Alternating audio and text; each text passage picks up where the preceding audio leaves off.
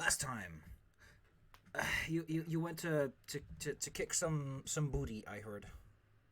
Just but a rumor. Oh, we do that sometimes. On occasion. Who wants to claim the title as most bootiest kicker? It's probably Toulon's responsibility. Very well. Yes. Toulon officially crowned the bootiest kicker. All right. So we have a booty kicker. What is everyone else then? Well, shot quite a few booties. myself. Gunman's proof. Hmm. It doesn't matter what you are. What matters is that there's demons afoot. You've scoured 2 supposed safe houses of the Templars, and one of them contained actual Templars to kick. Yeah. Amazing. You've one more location to visit, and after that you were told to come back to the Defender's Heart and maybe like figure something out about a slightly bigger problem that may have some slightly bigger implications. Yeah. Just by like a couple of smidges though, don't worry about it. Alright. Right now you are at this guy's fancy house. You kicked his butt downstairs, you found some of his stuff, you read some orders. We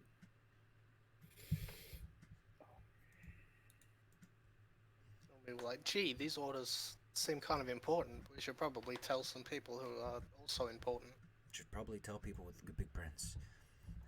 Let's see. Red Morning Massacre. Ah, yes. They were going to use a wardstone for their own purposes, though a person at the Defender's Heart already implied that may be the case. Now you have proof. You have one more location to visit. Let's go to the big map, because this place is empty. And I think you all scoured all the chests before you did anything. You are now at the Tower of Estrad over here. Your last destination is the Nazarian Manor down here. Yep. You were also, I think, going past Gwyn Manor to check up on a certain good fella. Yeah. Yeah, it's on the way. Nice. All right. In that case, can one of you handsome gentlemen and gentle not men roll me a D100? I say, Dizzy, do me the honors, please. Okie dokie. 38. Nice. What are you going to stumble across today? Cool. Of course, let's not forget that your good friend Toulon has incredible vision and can detect things from quite a distance away. As a result, you have a significant advantage when you see a strange creature. I'm going to look up some art for this creature so that you can all enjoy what it looks like.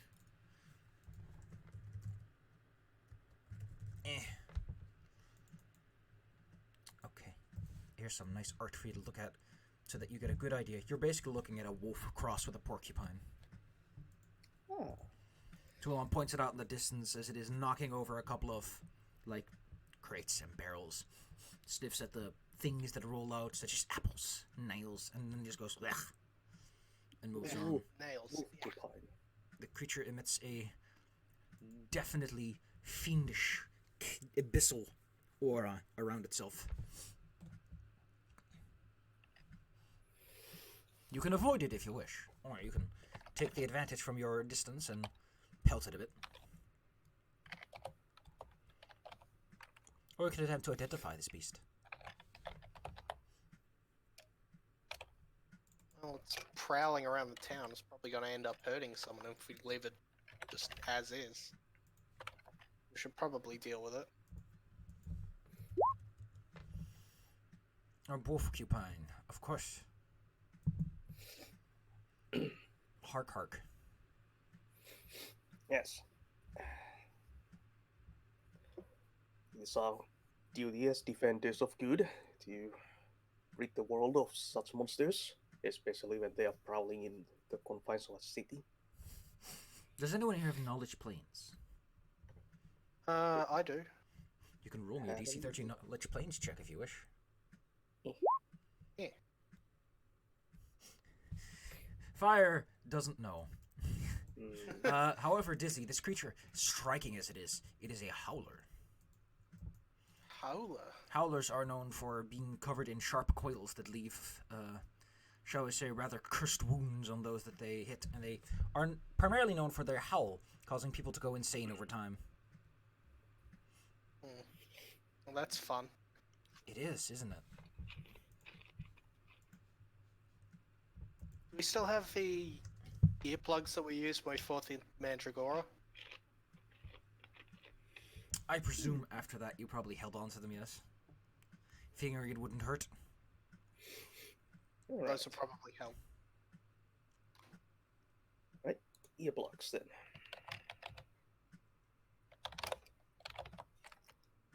Beeswax earplugs.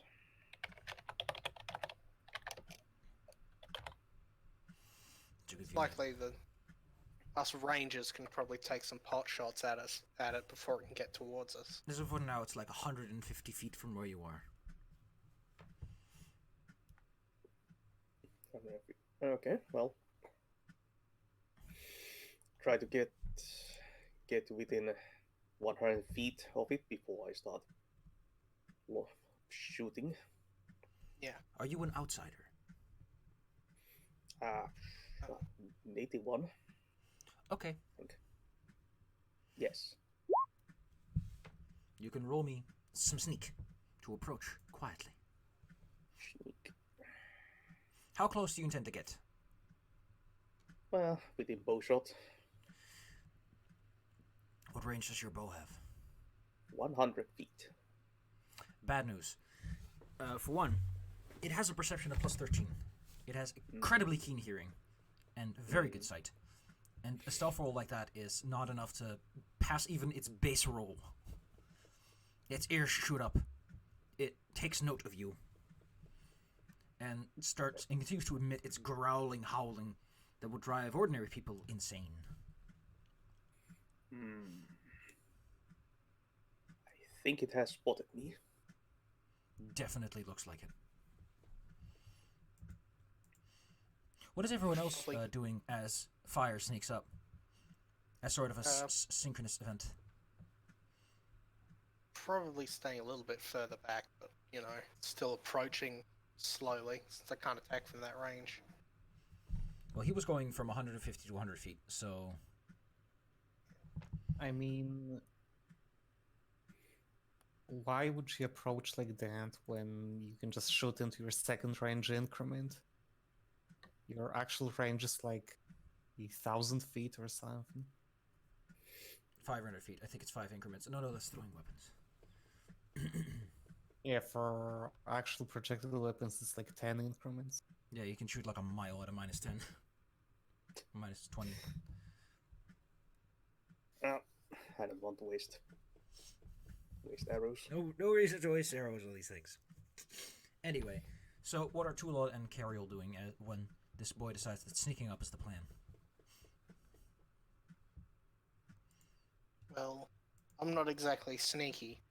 Kind of, glowing. So, just hanging back a little bit further so as to not, disrupt Fire's sneak. What is Tulan's action? I guess I would just shoot from where I'm standing, so I would just take the range penalty. You can make the attack roll with the range penalty then. And after that, you can all room initiative as this thing is going to start booking it to you. Oh, wrong page. Excuse me.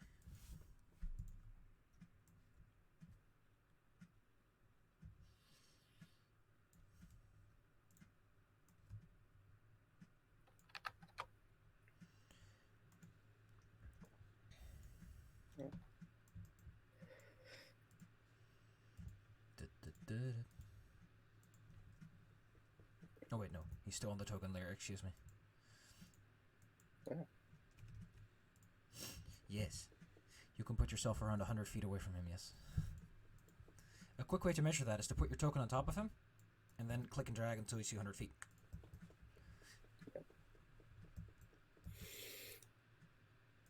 Yeah. I'll delete the duplicates that have been created as a result of your over-anxiousness. Faxton, get out of here. Toolon, Gariel, okay. Just need the initiative from our good boy, who lands a shot from this distance as it's flat-footed and is unprepared to get pierced with an arrow. Unlike most fiendish creature, the Howler does not in fact have any particular resistance to getting shot or stabbed or otherwise injured. It also gets to roll me some initiative. Yeah, it's fine.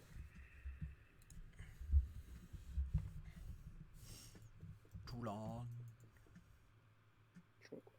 Sure. No, you don't get an attack. You were sneaking up when you failed. Yeah. There we go. All right. Fire. You do get to make that shot, and I'll let you keep those as well. That's 2 shots for 18. Landing inside the creature's thick hide. Then it goes. Toulon, you are definitely not an outsider. Yep. When it reaches within around 120 feet of you, you have to make me a DC 12 will save. Or its mad growl starts to grate your mind. It makes a charge attack and can move 120 feet and jump right on top of fire. Ah. It has 60 feet of movement, which is nuts. Oof. That's kind of crazy. Additionally, it goes right for the jugular. fast goddamn thing. Allow me to explain what Chompy pain time. is. Toulon resists going mad for this turn. Pain! Let's see. So, So resolve the damage for me. Doesn't really matter, because you also have to worry about a DC 40 reflex save or when the quills breaks off. And you basically hurt a lot. well, they both hit. The crit doesn't confirm, so I take 10. 3. Yeah, but 7 from the bite. Oh yes, 10 in total, yes. Additionally, can I get that reflex check? 13. That's DC Yeah. 14. 3. As one of its gnarly quills slides in and stays stuck. You are sickened until someone takes some time to pull that thing out. Jeez, gross. Cario, this fiendish beast is gleefully consuming him. I'm going to use one of my step over here and use one of my new spells of Bull's Strength to give Toulon +4 strength. Toulon is strong.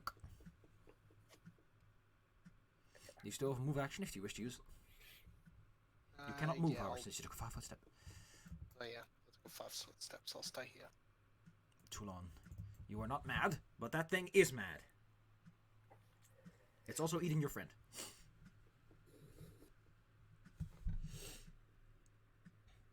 Your muscles bulge with power. The world is your oyster.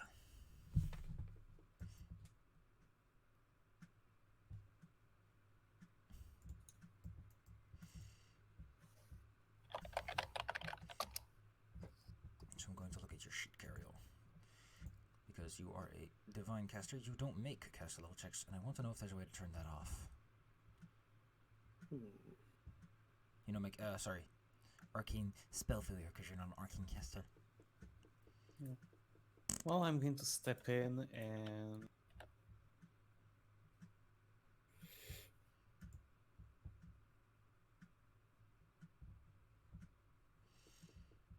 this. You jump in. Your axe slams into the creature with tremendous force. It looks severely injured at this point. Eager to withdraw. Fire. The beast is almost tamed. It takes but a dagger to the eye to clean it out. Right. I take a 5-foot step. Get from roll from underneath this thing. Crawl away from its terrible biting jaws. Take aim. Yes. And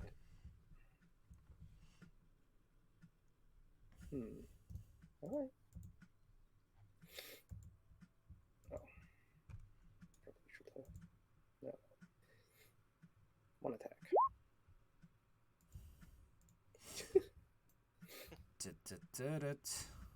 Oh, that's not a hit. I don't think. The Howler Distract. decides to turn tail. It disengages Distract by the quill. and begins sprinting down the street at full speed. Gariel, do you have an answer to this? You have a crossbow. Far away is it? Yeah, I was gonna just shoot at it. Shoot him right in the heck. Phew.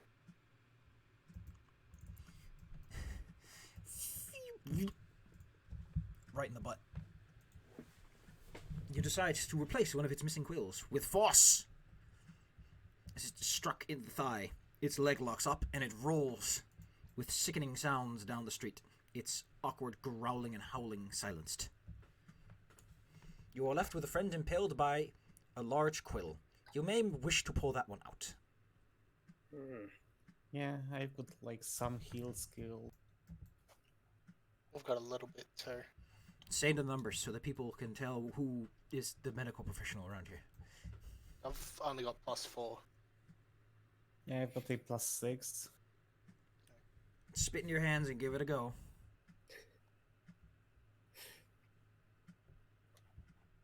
Yeah, that's just about insufficient unless I've been helped. Yeah, I can help then. Too late. Oh. Too long. Fire, you take 2 damage as the quill takes some of your beautiful skin with it. That's going to take a bit to heal.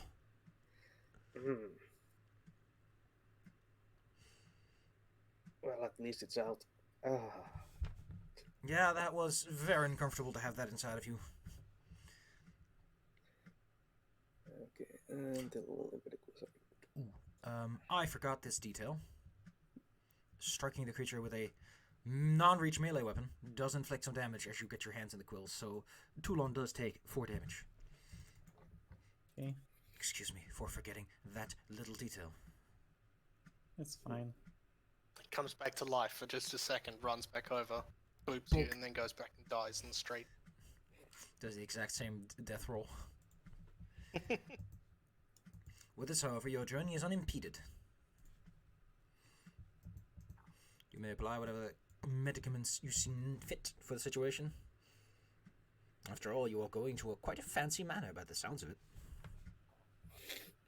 Step, Yeah, I can heal you if you want. Lots Yeah, of things. that would be appreciated. Yeah. 8. 8. Fire, I guess. 2. Nice. Alright. Feeling better already. The lower ones. areas of New Cannabis are defined by its lush, divine park. When you arrive at the Nazarian Manor, however, the only field that goes to your stomach is, where is the manor? All you find is a massive crater in the ground. A sizzling pool of embers. No manor in sight. Well, I guess the house wasn't that safe. It seems these Templars have cleaned themselves up. I don't know if I should be relieved or concerned. Well, they saved us the trouble. Can someone here roll me perception? And I'm pretty sure it's going to be the one who knows how urban environments work. Yeah, You perk your ears. Perk, perk. Just in case there might be someone under that debris.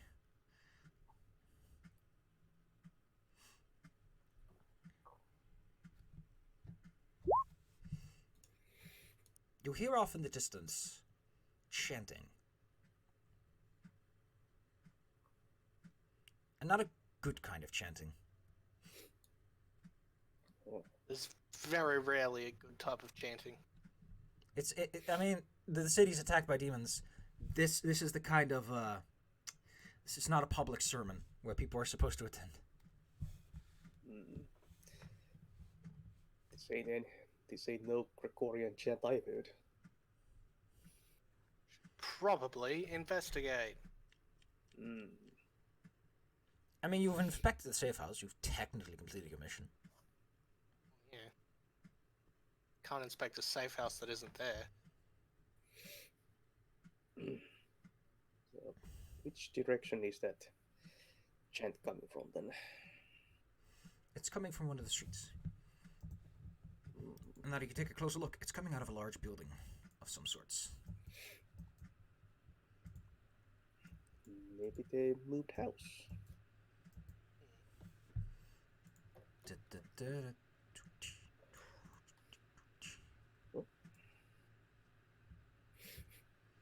Excuse me while I shuffle a couple of tokens around.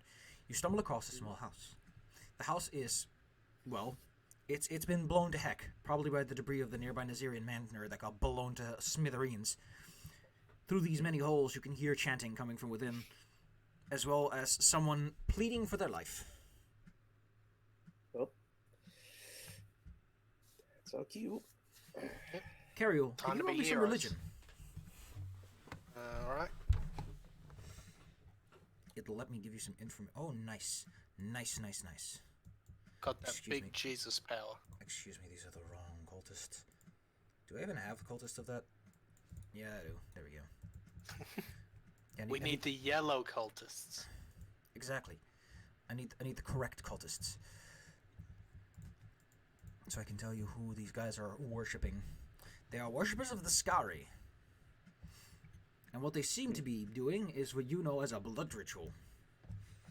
A ritual often performed to attempt to weaken the barrier between this realm and the bad boy realm. Oh, no. The realm of leather jackets and motorcycles.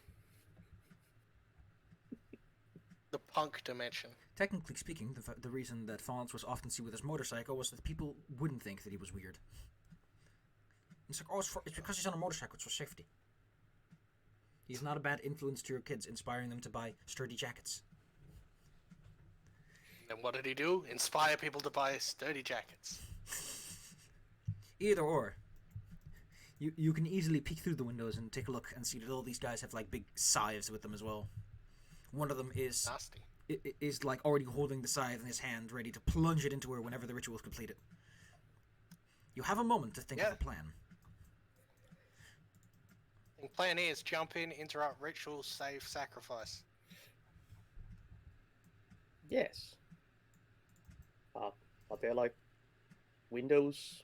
Or window These are like holes? these are like holes in the building that you can easily climb through or aim through. Yeah, I'm more from in the aim through camp.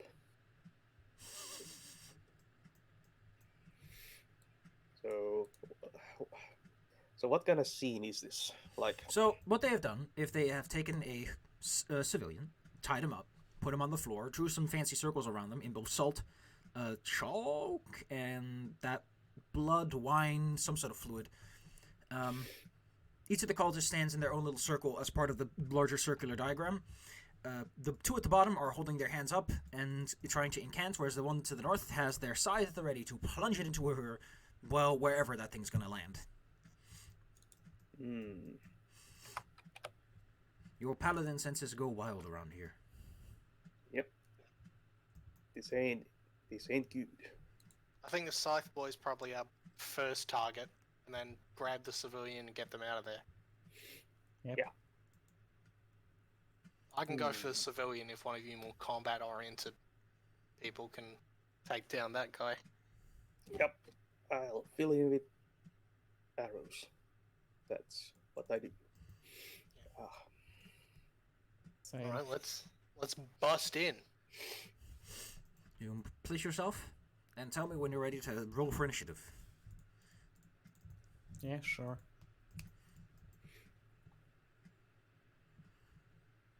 Yep.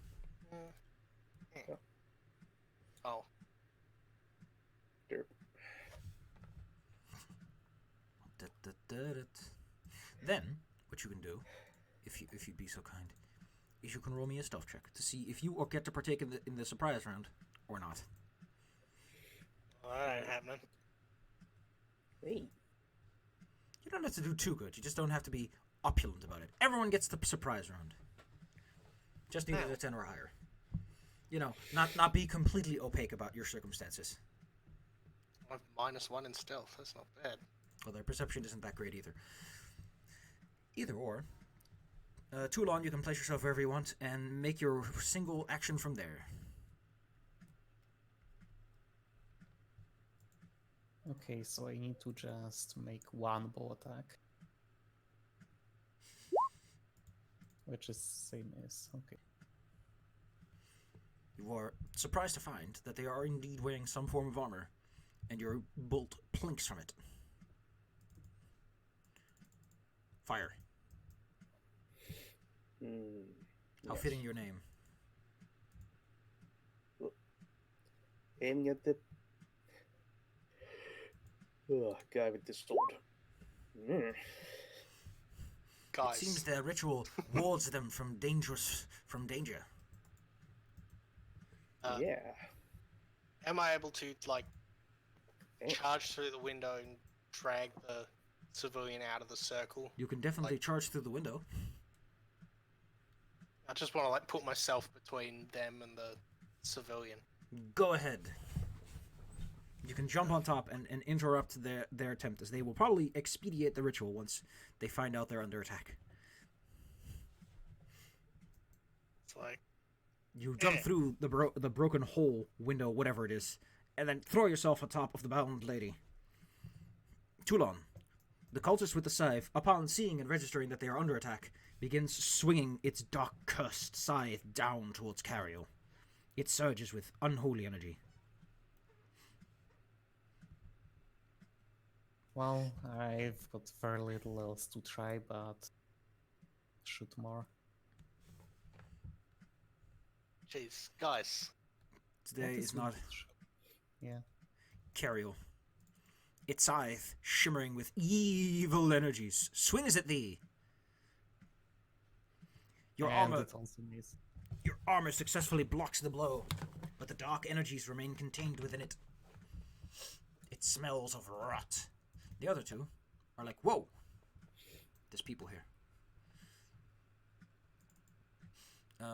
They decide to try and grab the person who's on top of the other lady. What's your CMB, D? CMD is 15. You are grappled, and they try to pull you away. The other one will follow suit. You are in the way of the sacrifice. They start pulling you off. Kind of a difficult thing to do because they don't want to move from their circles, but yeah. Fire. Yes.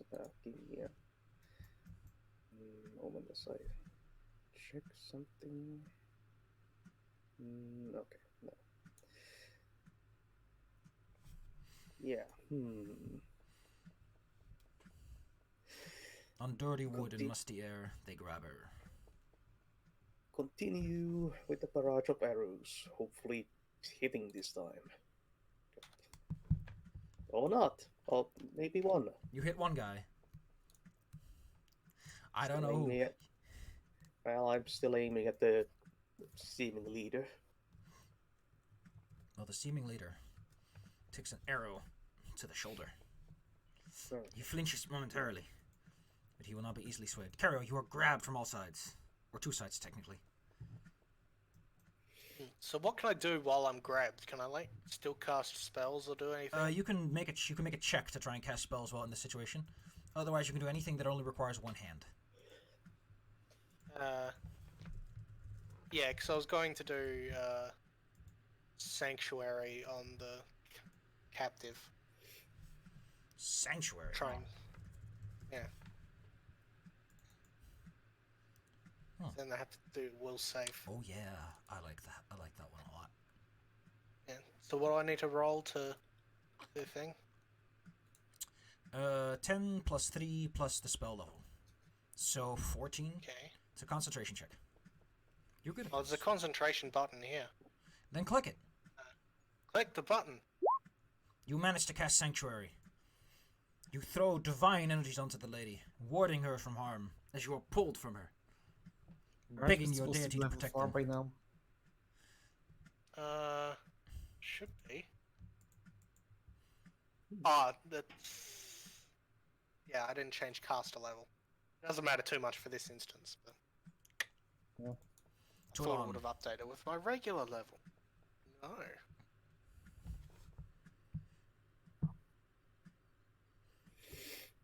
The big guy looks like he's going to ready another swing, wait for Kara to pull it out of the way, and then he'll strike.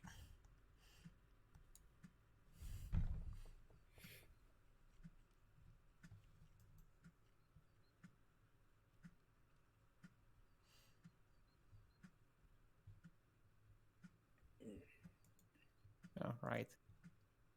So, how are my prospects of actually getting in there for the hole in the building? I mean, you can charge right up to the main cultist. You say so? You Right can up charge to to the anyone you main like thing? in there, actually. It's not too hard, and fire can give you a little boost. Yeah, it's basically an open window. So I can end up here, you say, Yes. Go nuts. on my charge? Okay, so Yes. I have to get swinging with the axe, I guess. Yes. Right, as he plans to plunge it down, your axe hits him right in the belt. His belt buckle driven into his stomach. A large gash created. He falls back. Ouchie. His allies immediately release Cariel upon seeing that their faithful leader of the sermon has been killed. They exclaim all kinds of profanities in Abyssal. If you speak Abyssal, that's great. Although I think at this point Cariel can really only say things in Celestial, so you can't reply properly, even if you understand them. Yeah. Why would these guys know Abyssal? I think at level 5 I can speak Abyssal Nice. with tongues. Awesome.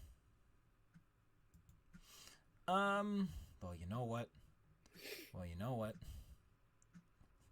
The two cultists kind of scooch him back, and they slap each other with protection from good. Oh. And then they're like, "We're going to get them! Yeah, you can get him." It is then that they Get you. take out their scythes and ready themselves to shoot to kill, as they say. Fire. They are protected by foul wards. Wow. This ward protects them from the goodness in the world. Well, I'm continue to aim at the closest one. So let's see whose fate is the strongest here. Yeah. Well, clearly yours. As you basically remove a good 80% of their life. Cariel, you have protected the innocent. Just kind of like direct them to go in behind me and then try and burning hands. They're these still bad tied boys up. They instead. can't move from their current position. Oh, like.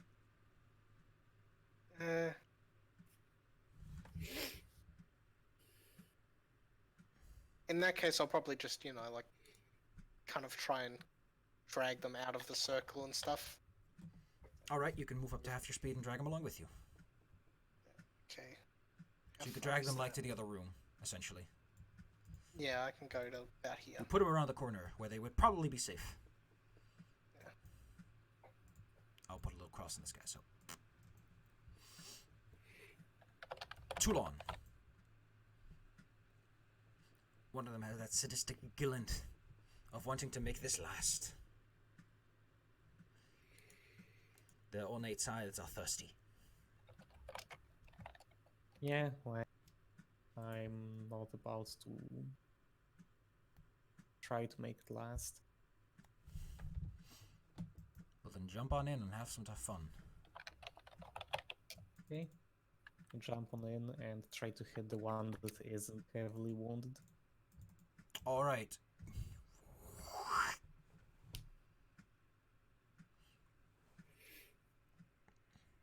Use the momentum of your swing.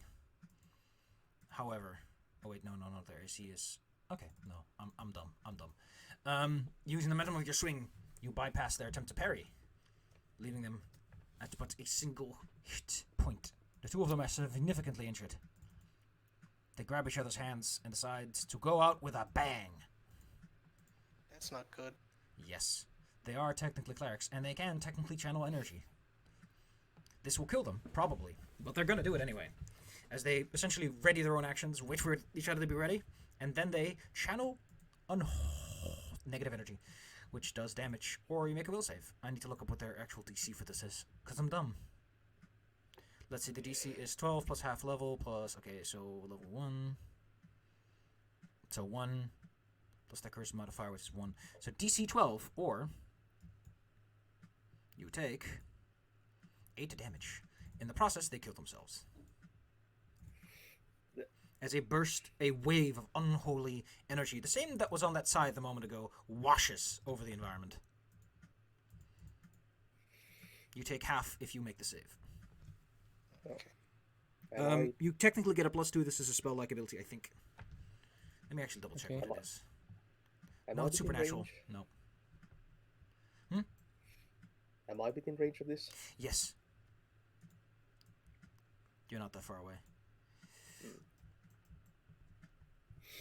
Though you have successfully destroyed the cultists, you are overcome with their necrotic, corruptive energy. What was the DC? 12. Okay, then I'll take 8. Ah, However, the lady is alive. So there's that.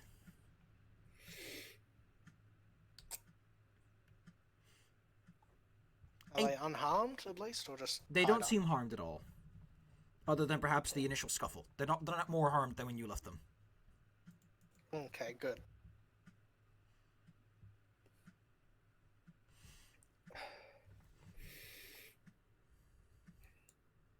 She gratefully thanks you and wonders why such noble people are still inside the city. She thought everyone left. well, somebody has to stay here to kick evil's butt. Manners, she says and waves her finger somewhat dismissively. Though it seems to be more of a habit than that she's actively dismissing you. I can do nothing but thanks the gods for your presence. I'm afraid that my house isn't in any shape that I can give you anything. It's been wiped off the surface of this world by an entire incursion of these strange dogs. Dogs, you say? Hey.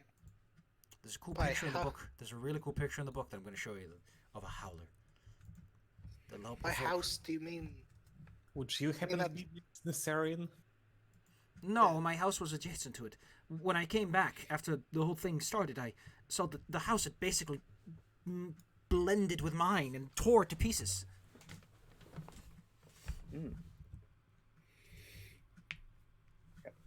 Hate it when that happens. Some dark magic, probably. And houses blend. Did you happen to see any people or anything around the area when it happened? I don't quite... listen, all I remember seeing when I was walking my way back was I saw this strange creature fly over it. It was part of some sort of ritual because it was saying things. Its giant, abnormal mouth was moving. And then once it finished, it was like the creature itself was impaled by a beam of energy that went to where the manor was. And then I heard this earth-shattering crackle as if the bones of the earth were torn to pieces and broken. And then I saw bricks and stone land all around me. And demons spilled out from where the manor stood. Sounds like a harrowing experience. It's been a bit, so I've overcome some of my initial fears, but is there any place where more people like you are so I can shelter out the storm a bit safer? Oh, There's a resistance base up to the north a bit. It's a bit of a walk, but should be safe there. aren't we headed there now? Well, yeah. Now that we've checked the place we were going to check, it's probably our destination. The still, Mr. We're gonna escort you. Yes. We have one small stop to make. If you stick with us, we can protect you on the way to the safe house.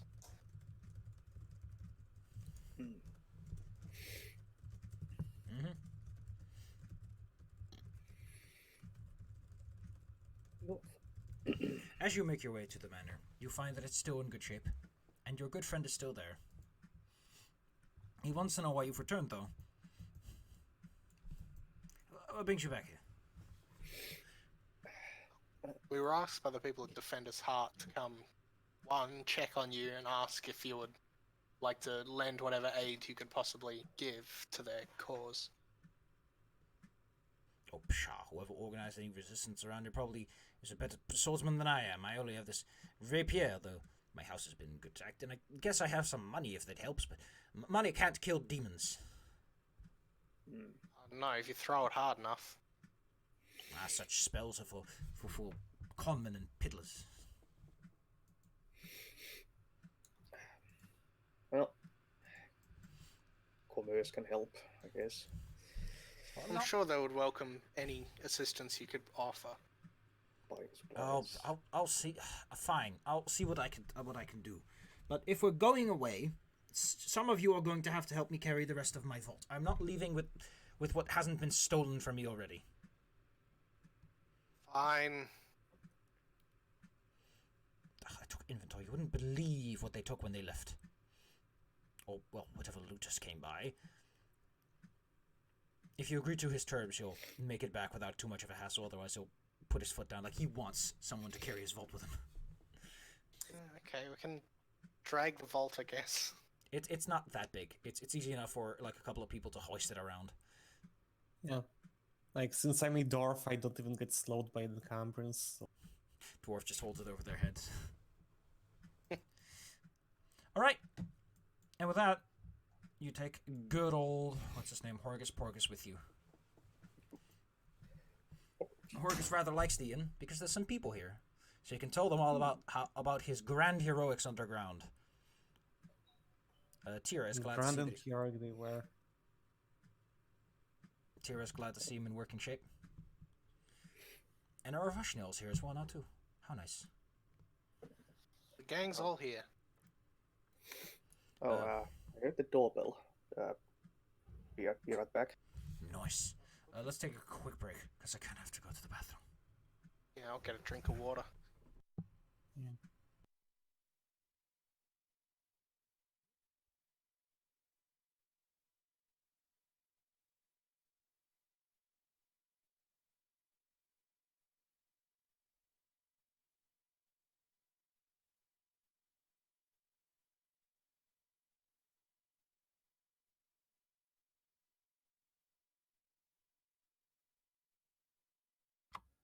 All right, back. Hello? Yeah. What's up? Ah, okay. The connection had gone.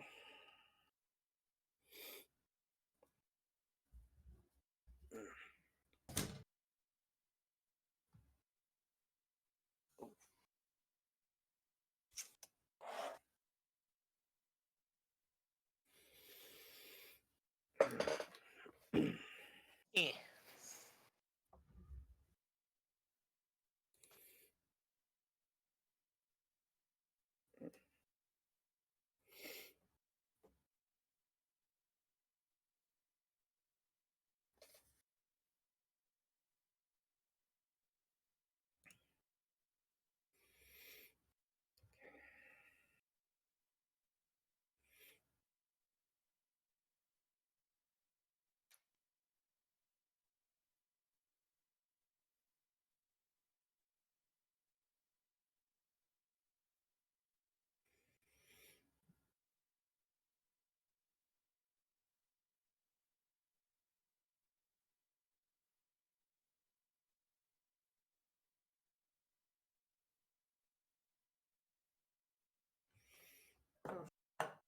Dziękuję.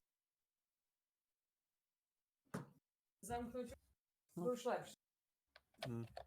Tak.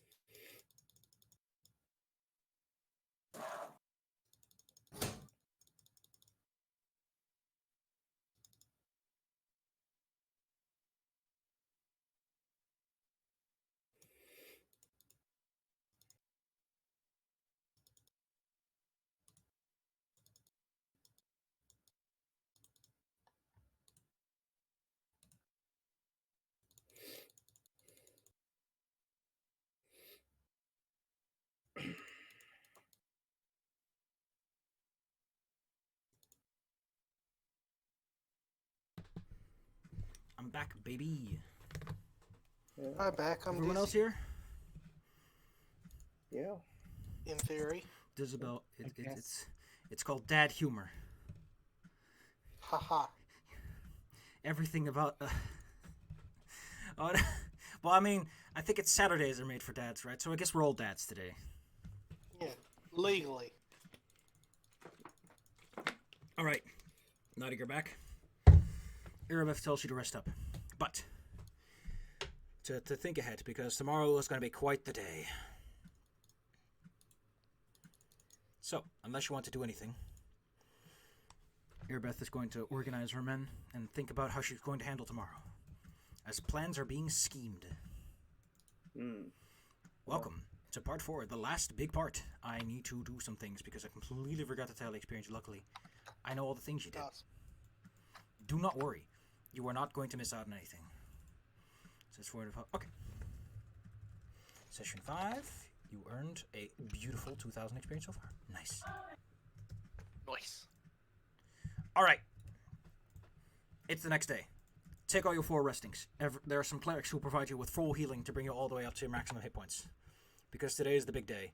And all the baby clerics that are left are like, we can't fight, but we can make sure everyone is like ready to rock and roll, baby. Hold on, there's like a lot of yelling going on downstairs. I want to check We out can wait on what's- this for a moment. Okay. Don't die, Mina. Where we rest up.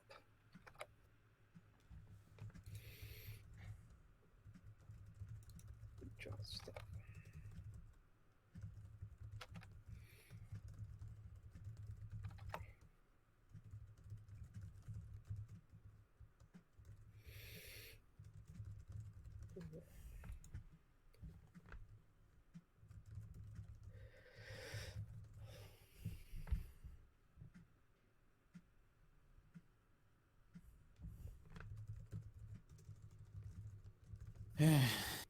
Saturdays.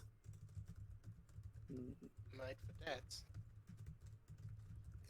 All right then, kids. So what did I miss? It's a big Nothing. day. We actually took a moment. Yeah.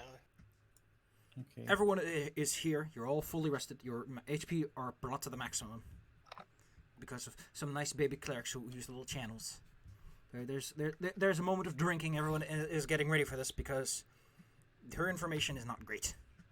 And good old Orlin, who I'm not going to call by his first name because there's a Q in there and a Y, so that's pretty hard to say. I think it's Quidness. Quidness. There you go. That's actually not that hard, but it looks very hard to write on paper. Listen, I don't think I've ever even written the letter Q in my life before. So, like with a pen. So, there you go.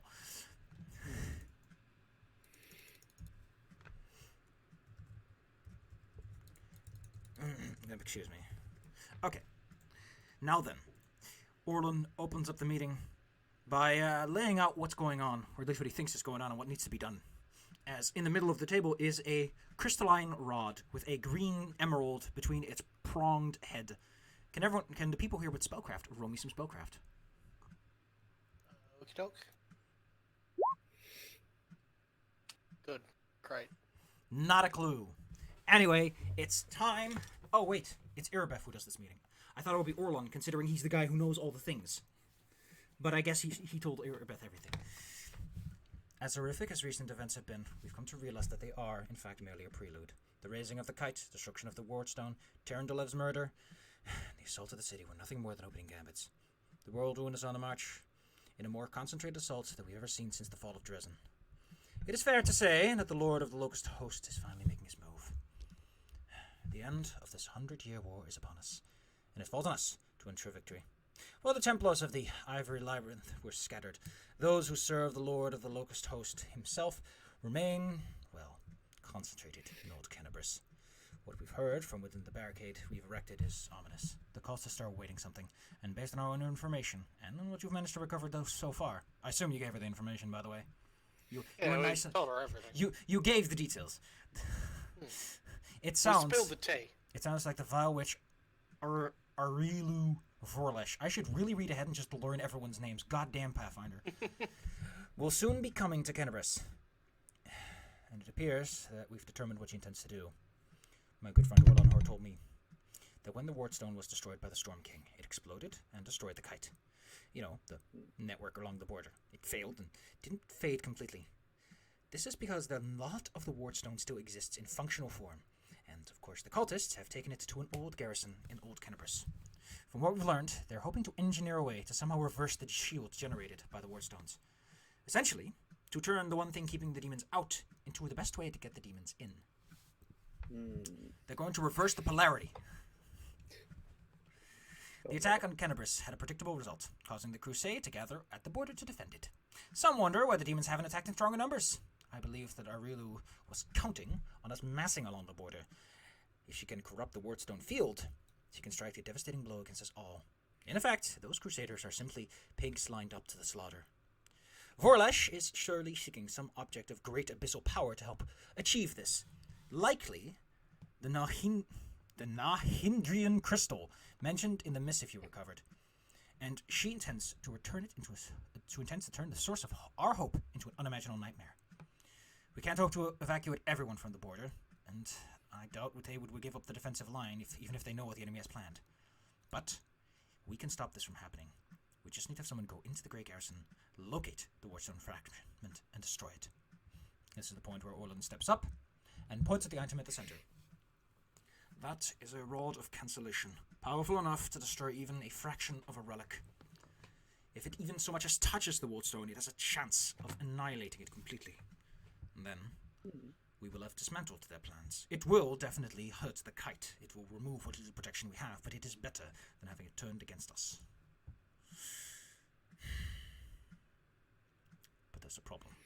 The Grey Garrison is well defended. All men here will have to strike together to create an opening, and only a small team will be able to make it past the front lines into the garrison itself. We've received word from some very kind people living under the city. They'll provide us with reinforcements, allowing us to keep the enemy away for a while longer. But this must happen as fast as possible. The cultists are numerous, and if we must abandon our strike to rest and recuperate, our enemy will surely recover in greater numbers. Irabeth insists that she take, and she points at you three, you along inside this fortress. Do you agree? Somehow I knew you'd say that. But, yeah, of course. If it's where our quote-unquote talents would be best served, then can't Excellent. really refuse. Alright, so you will go with Irbeth. You get some additional reinforcements from your allies who are all like, who will give you a pat on the back that you would give a friend who are like, they're probably going to die, but they'll die a hero. We'll mark it you wish. Aravashniel offers you a small case containing some very useful items that he says that these will do you well, good friends. These will certainly do you well. Horgus has decided to spend some of his money to help out. He has bought for you, he's bought for Cario in specific. He's bought for you a Pearl of Power of first level. It will let you recover a first level spell that you had prepared, that you've used. Huh, neat. Thank you. Let me actually check out, because you want to make sure that, because I actually made a note on the second level. Yep. He actually also gives you a Pearl of Power for second level slots, which is pretty expensive, but very useful. Yeah, jeez. He hopes that you come back alive after all the good you've done for him. And Neathholm, as they have decided to reinforce you, remember that weird lady who followed you? She and two extra, what are they called again? Mongrelmen are going to help you. They are first level rangers and can provide you with some backup. Be it by keeping the enemies away or by providing some backup, some cover fire. They're not terrible. They have good AC, they have decent hit points, and they have not terrible will saves. They can hold their ground for a moment if you need them to. I mean, hey, it's better than nothing. And of course you have Irabeth, who is a skilled paladin. Let me actually see what her exact statistics are. At this point, you can ask questions as you see fit. Oh yeah, she's really good at her job. She's like a 5th level character. But she is but one person. So hey, now you have a frontliner who can just stand in front of you together with Toulon. Speaking of frontliners, since I hit level 4, there's something I actually should ask, and that is, I get an animal companion now. Awesome. Oh, pet friend, pet friend. Pat, Yeah. pat, pat, pat.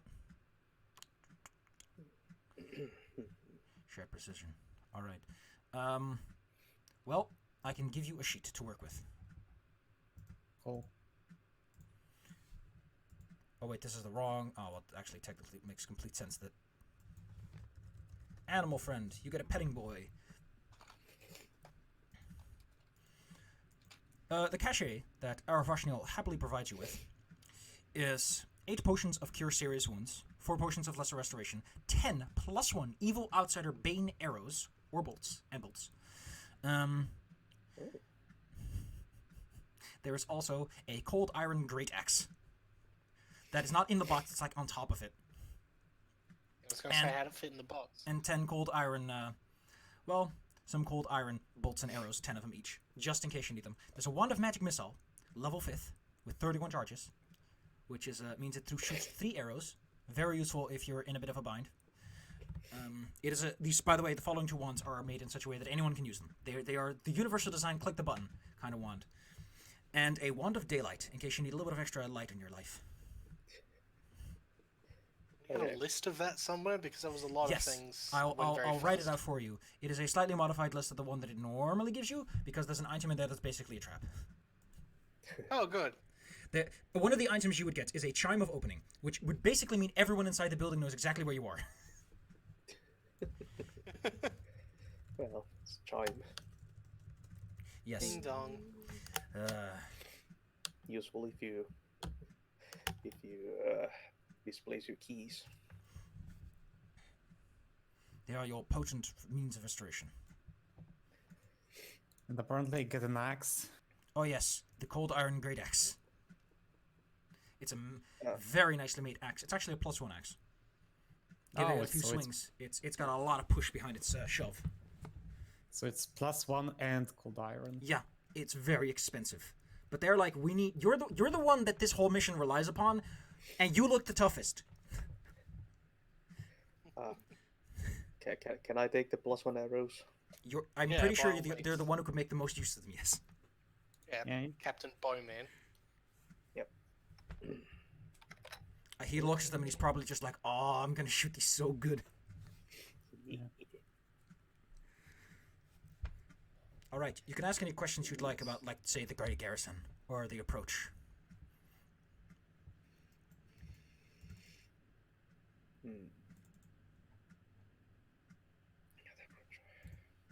So I should probably duplicate this lady and make a shot her.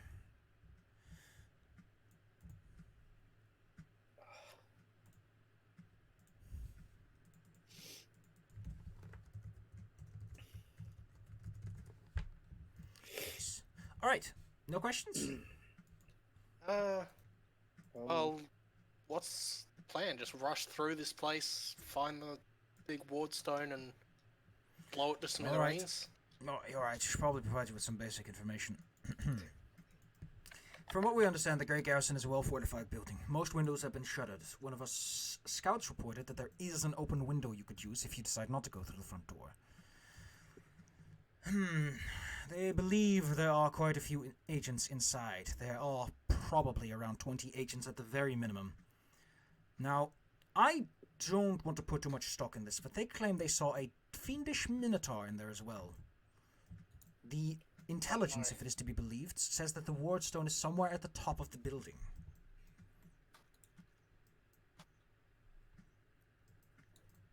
I'll put you on the map in a moment, so you can examine the building at your leisure. But I have to put all these... how could I... good job, me. Good job, me. I did an amazing smart... You know what I didn't do? Like a dumbass? I didn't make a sheet for Erebeth. I thought I did everything. But the one thing I didn't do was make a sheet for Erebeth. No. I'm such a dingus. I'm such a weenie. Weenie Hut Jr. here. There we go. All right. 3, 2, 1, 3, 2, 1, 3, 2, 1. There are you guys. Okay, Fire already put himself down. There's 2 on. Could I not make a freaking thing for Erebeth? This is me improvising very quickly a sheet for Erebeth. Yes. So the idea is that you go inside, go make your way up to the top, and go work from there. At least that's what they're like. They're like, we're going to storm the building. Our men are going to keep everyone around you busy so that you can just go straight for the front door and just charge in. Straightforward. And make it work. Now, All right. there is one tiny thing coming from Erebeth, who says that she had a bit of a prophetic dream from Iomade that night. She says that this problem is so great that many good-aligned gods are making an alliance, and that this is a defining moment for many, and that this is the kind of time that you should stay true to your zeal and virtues, and do what must be done. Orlon repeats, it doesn't matter if you guys live or die. What matters is that that rod pinks that wardstone fragment. That's all it has to do. Just a... Okay, like you could... die heroically. Got it. Well, I mean, it'd be better if you make it back alive. I'm not going to say that you should kill yourselves, but... No. I got the message. It's like you're already, like, picking out a coffin. Yeah. I've made the calls. Got my life insurance in order. Listen, it's way too late for me to cancel now. You know how these people are. Oh, wait, break time is still on screen. Whoops. I'm a dingus. Okay, this went real good. I now have an Erebeth token. How nice. So at the very least, she can be on the map. Probably help. Yeah, it would help because Irabeth shows up later. She's not an insignificant character. All right, kids. All right. Just need to fill in her hit points so that I can plop her down without issue. 42 out of 42. Irabeth token set and complete. Update default token and plop her down. There she is. 42 out of 42. Nice. All right, so as you said, once you're ready, once you think you got everything you need, you're going to go in there. You can retreat. There is nothing against you taking a break. However, they have strong suspicions that the enemy will call in reinforcements if you withdraw, and they'll reinforce the location as best they can. Your options for going inside are the front door or a window near the front door that leads to the second floor. And considering they think the wardstone's at the top floor, that would bring you closer to your goal, but who knows what kind of closet you end up in. Additionally, you know, the garrison is a place of honor and religious dignity. So Irabeth is kind of like, I would prefer we clear the whole place out and restore it in Iomede's favor before we move on, but I understand if you would prefer to just barge on in. Well, that would be a good thing to do, but I think we can do the cleansing afterwards. Makes sense. I'm feeling really stuffy this day. Now then, once we're all ready, we can begin the assault. All right, Rangers, Okey-doke. stay close to me. Scooch. I don't know if they already have the precise shot feat, but Let's see what the Rangers have. if not, they'll soon have it. Let's see, what kind of feats do they have there? They have point blank shots. They were working their way up to it. They also have weapon focused longbow. They have a pretty good chance of hitting things. Yep, but at least if they're with me, they don't have penalties to attack in shooting to melee. All right, shall we begin then? Yep. With the final countdown. All right. Welcome to Area 1. I hope you put your big boy boots on. A long stretch of buckled ground and rubble. Essentially, they cleared a lot of buildings out around it. The Grey Garrison is now a grey, just half, like melting is a good knife way to put it. There's lots of streams. Once, it may have been a garrison or a cathedral or something. It has a certain religiousness to it, but it's been faded off. And the cathedral nearby has been leveled completely. You have one option to charge in through the door, where two strange human figures are flanking a guy that you are familiar with. Oh, is that Captain Douchebag? Yes, he's run back to his daddy. Aww. And now he's acting all tough at the door, like, yeah. Well, let's see how long that lasts. If it isn't everyone's favorite coward. Okay, so by the way, those humans are, like, fat, and they're also naked. Oh, They are probably not people. relatable. Hashtag relatable. Humans. Ah, won't you look at those humans? Do they not look like people to you? They have such chubby cheeks.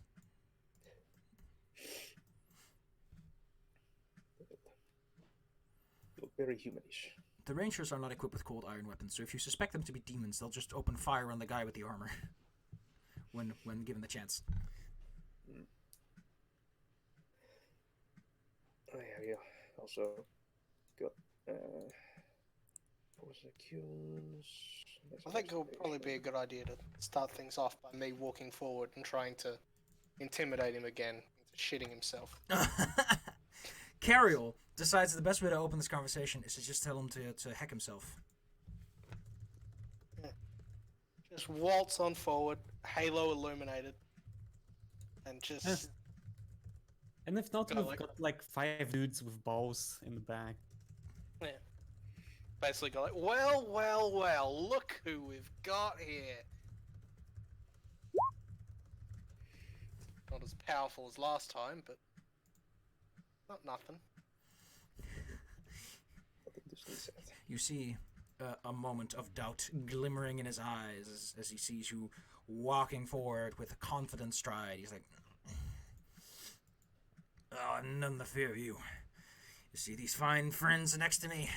They, me. Oh, they're gonna make short work of you." He's a cavalier, by the way. He will challenge you. Oh, He's welcome to. No, he's going to use the challenge ability. Yeah. Let me look at the exact specifics. I recall. Okay, so yes, he takes a -2 to his armor class against everything except you.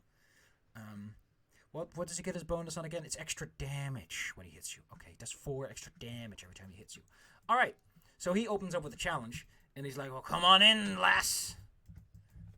Make your last seconds count, because I'm sending you straight to the abyss."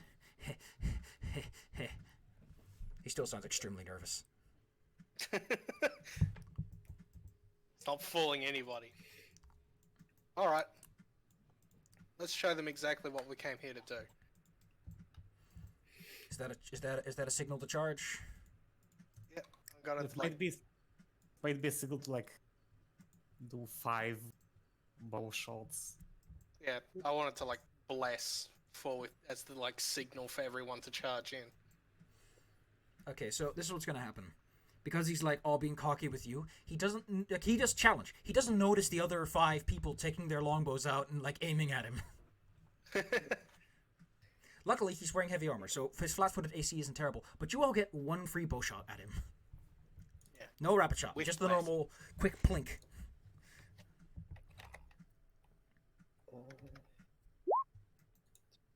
Too bad I can't aim. Wait, if... And this should be 2 more, but like on a roll of 2, it's not going to hit anyway. Phew phew. All right. I roll for the Rangers. How could I be so dumb? Yeah. I'm the one who Longbows. shoots. 1, 2, 3. Well, 2 of them hit, dealing a 10 damage. I don't know why your attack roll's that weird, but I'll just count it. So that's 13. He takes 13 as out of nowhere come 5 arrows flying at him. A couple plink off, but some lodge in between his armor. And since he took like quite a significant bit of damage, he's immediately like, "Oh shit!" And he's going to. He already knows what he's going to do on his turn. He has made up his mind, and it involves being a coward. Cario, I don't see you on the initiative tracker. Oh, did I not do the thing? Show me the goods. Yeah. Those are some nice goods. All right, your surprise round has taken hold. Wow, there's so much crappy initiative here. So to be fair, I think the Verlex have like a -1, so they're pretty shit at this, and he's also -1. All right, too long. These guys are way too slow. Do as you please, not as you must. Well, I'm going to keep trying. Your movement speed is 20 feet or more, because if it is, you can charge in and kick him in the dick if you want. I don't really want to charge though. Oh, then you can do whatever you want. Well, I already shot. No, that was your surprise round. No, my surprise round was... Oh, hell! Oh, Yeah. fuck! Who do you aim at? the middle guy. He's dead. You brought him to minus, I think, like -3. Like, the arrow you fire goes straight into his head, through his eye. thunk.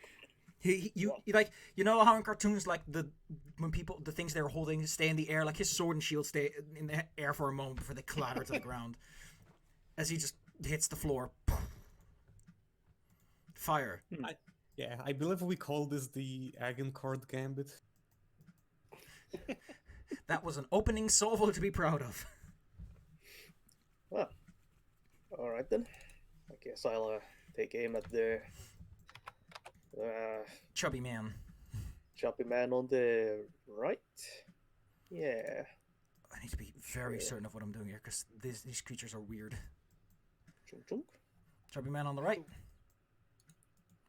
No. Your cold iron is able to hit it properly without its odd, undulating flesh absorbing the blows correctly. Take it down by half already. The Rangers will follow the order you gave them before, which is just to keep shooting. Pew, pew. They have enough arrows to sustain themselves through this. Oh, wait, excuse me. They only fire once. Those are all the shots they make then. They only do 1 damage though, because again, these guys have some damage resistance. There's something up with them. Cario, the guy you were challenging got shot to death by firing squad. I mean, we did warn him. That wasn't very sporting of you. He challenged me. I didn't If he ever comes back to life, you don't have to roll initiative. He'll just run away like a coward. Yeah. Because at this point, I think he's gotten the notice. By the way, as a quick footnote, who's carrying the Rod of Cancellation? Like, one of you's probably taken it. Otherwise, Erebeth can carry it for you. I can say Toulon could be carrying, yeah. Toulon will be the logical choice. Alright, Cariel, your turn. I'm going to use one of the cold iron bolts and shoot at the one that everyone else has been shooting at. Nice. So, Give him heck. yeah, definitely. That won't work. I've already fired. These creatures are strange beings. Oh. Oh, this is so cool. Alright. So this one starts to stumble forward. He is clumsy. He's so clumsy in this body. He's just like wiggle, wiggle, waggle. The other one, boy. the other body explodes. Or implodes, to be correct. Doing so, heals the creature.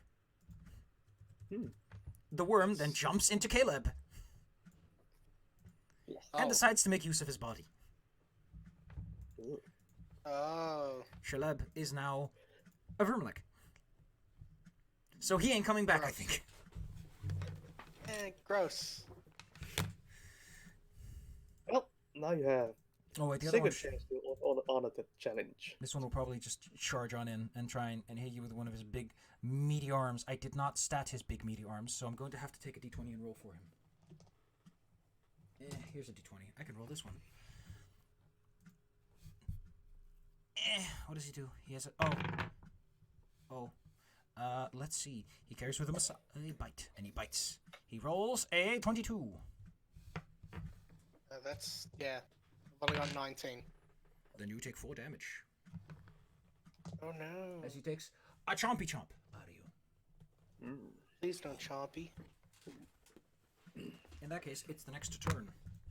The creatures have entered combat. Erebeth decides that she's going to show what she's got, but she's not going to use her smites. It's a little too early for smiting today. Never smites before 8. Who knows how late it is, actually. However, she is a keen swordsman. Let's see what she can do. Does she use a sword? She uses a sword in the picture. An extremely broad... I'm just going to take a picture of this. This weapon is not... Oh, like, this is way too stubby and broad for a sword. Look at this thing. That's an oversized dagger. Yeah, what are those things called? Tingadayas? Those really fat daggers? I love it. Is that one of those? Using a cold iron weapon, she goes in for a swing and lands. Wow, I forgot she has really good hitting chance here. With a mighty swing of her blade, she lands a blow. Blech! The creature winces as it is struck. And takes 1d8 plus some damage. It takes 10. It is a Tingadaya. She then tries to push the initiative onto the creature to get it out of range of you, Cariel. Too long. One has gotten in real close. He just wants to be a friend. And take over your body. This is where I drop my bow, pull out my axe, and... Okay. And then I started blasting. Give him the classic. You take your great axe, take a mighty swing, and it barely saw it coming. Squelch. Its corrupted flesh is more like pudding. Like there is no blood, it's just pudding. Hooray! Pudding! Fire. Pudding boy here is being rude. I'm always being rude. The other pudding boy. Oh, Okay. Well, you're within point blank range now. So, at least the first arrow will be going into... Him. Yes. Yeah. With a luck, you'll take him out. Shoot. That ought to do it. He goes down. Before he gets to consume and regenerate from the body, he is destroyed. You see the head like start to implode as it tries to eat it, and then the awkward head rolls out. The worm head. You still have the other shot goes to the guy, but it misses. Though he is occupied. He is well armored. The rangers will do as they must and fire at will. Although they can't do much. They can always try to get that delicious critical. No damage. Pink, pink, pink. Awesome, sticking out of his flesh. Carriel. There's a guy over there guarding the door. oh, more of the same. Stand down or I'll shoot. Pew. That's a baby-ass pew, but it sure hurt him. Ow! So is this with the Outsider Bane Bolt, or... This is with the The Outsider Banes were only arrows, and they were given to our good friend. yeah. Okay. This Yeah, is with not- cold iron. Not wasting 10 on these things. Yeah, these are Got like... +1 arrows and cold iron ones. Seeing what a danger Toulon is, he too gets the slaps. I don't think the slaps can hit Toulon. What's your AC? My AC is like pretty low. I still haven't upgraded my armor. Is it 15 or higher? It's 17. Then you manage to deflect the blow with your thick padding. Erebuff's gonna just take a step in. Get away from my friend! She is a half-orc. She's green for a reason. Yeah. Figures. Does she have power attack? I've heard, Yes, she I've heard does. that's not an easy trait to deal with. She's going to use power attack on this roll. And rolls enough to do... So that's 4, 11... plus 4, so 15. She knows how to swing that sword, Toulon. You take a few notes for later. You can apply those notes now. Okay. See? Yeah. She might be using a completely different weapon than you, but you can take notes anyway. Fire, perception check. Nope. So, Womp womp. One of the rangers points at the door. As Fire is too busy just taking a moment to gloat, and points out, like, I saw someone in the door. He's fiddling with keys. Oh. And Erebeth, Probably go to the door then. Erebeth shouts that they're probably going to lock the door, but it's open now. So... She starts storming in. Yeah. Well, let's bust in. are All there right. any windows in this thing? There is a window. Up here is a single window going in. The other ones have all been boarded up or otherwise are not usable. Erebeth charges in. She gets to... Whoever wants to charge in and stop the door from closing, you can give me a Yeah. CMB check. It's same beach. Yes. Erebeth reaches the door first. She braces against it. It's not great. Oh, heck yeah. Then there comes the dwarf, and then finally Cariel, and boom, the door opens up. You'll find yourself face to face with a lot of tieflings, That is a lot of tieflings. and they are all immediately like, "Well, heck, I mean hell, we're bad boys. Hell." Well done. Gosh dang it. One of them is like pushed on the ground and prone as he gets hit with the door. He drops his keys, which fall into the debris off to the side. He's like, someone raise the alert! Raise the alert! We're gonna keep the initiative. Are here. We're gonna keep the initiative for this. Guy in the back gets up. And he's like, oh, fuck. Fuck. Language. He takes out a crossbow and tries to shoot down the big, angry half-orc. She has way too much armor for that, though. Tiefling stops it with a shield. Tualon, there's a Tiefling on the floor next to you who was fiddling with keys a moment ago. Now he's on the floor. Yeah. Well, I'll take a step inside so that I'm properly inside, just in case.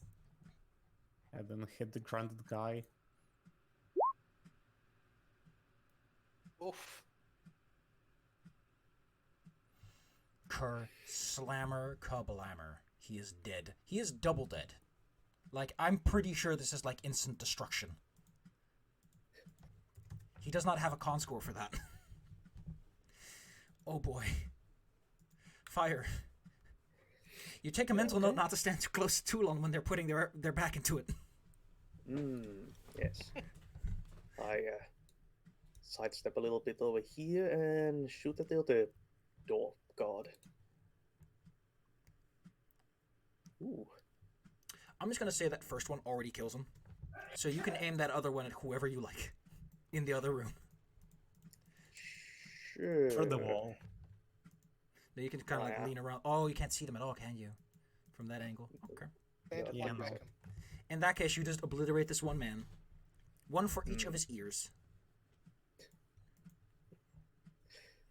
We call that the don't be so fancy, please.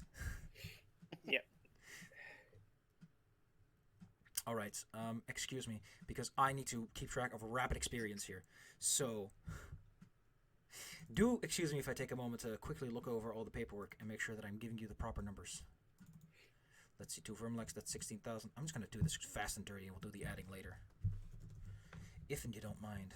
What was Chaleb worth? 802. Nice. Alright, you're about to kill like 8 tieflings, and you're probably not going to die because these guys are weenies. So don't mind if I do. Yeah. Sounds like yesterday smooth, honestly. Yep. Fire shoots one guy down. The guy over here is like, oh, fuck. God. I'll keep him busy. I'll keep him busy. Oh, someone sound the alarm.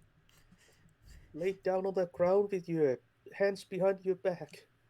This guy sort of scoots on in next to, and he swings his blade at the whoosh, and rolls a 1. He's too panicked. He can't hold his weapon right. Ah! Poor baby. Like, you just came in here and killed 2 guys. There's like corpses all around you. They see a paladin and a guy with fire hair and a lady with a halo. This is bad. This is like a solar angel has decided to knock on your front door telling you about Jesus. Bad. Have you heard the good word? The mongrelman will do what makes most logical sense and fire at the ones that they can't see in the back. Phew! The tieflings will carefully maneuver themselves around Toulon for flanking. This stack is a +2, but that doesn't matter. This one is dead. Get off my initiative. Cariel. That's me.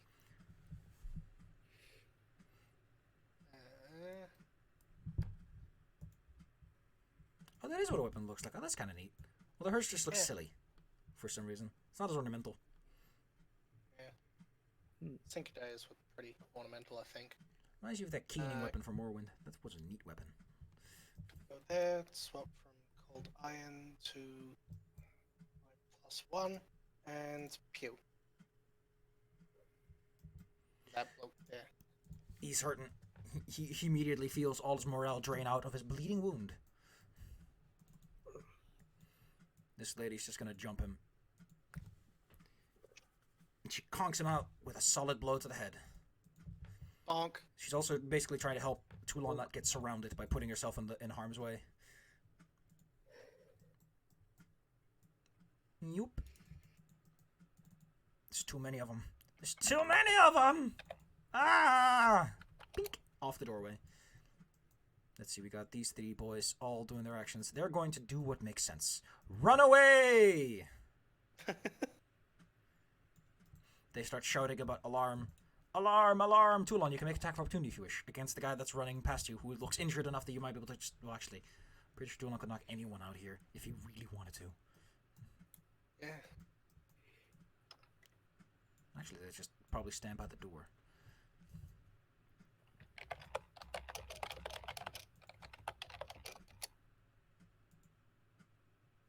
I'm glad someone posted the That clonk. yes, that is basically what it sounds like. Kunk. It's the best sound effect.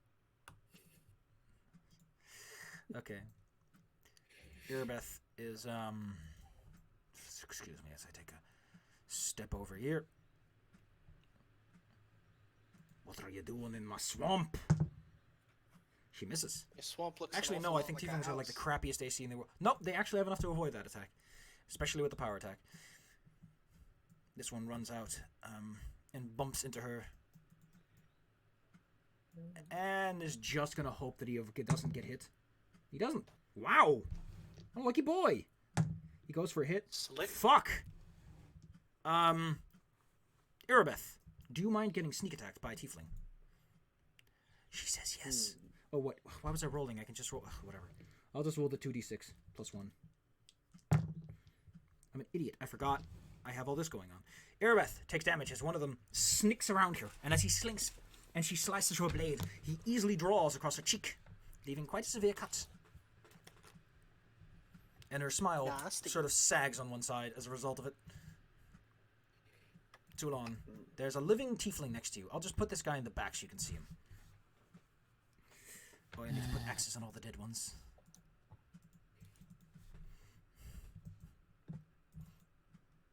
Yeah, well, not for long, hopefully. Yeah. They have 10 hit points. They can't take that.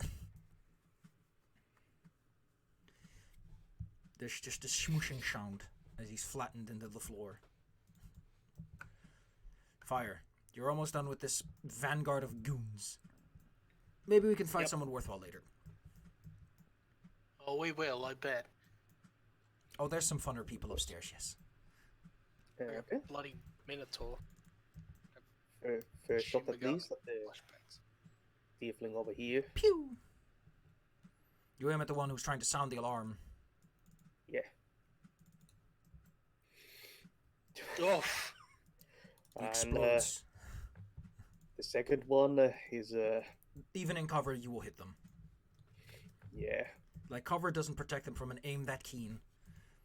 This guy's dead. He can go off my initiative. This guy's dead. He can go out of my initiative. This guy's dead. He can also leave my initiative. Where are all these people coming from and where are they dead? Mongrel Ranger takes aim at him. Shouts something in a language you don't understand. And deals 2 points of damage. Cariel. Aren't things going just swell? yeah, things are going great.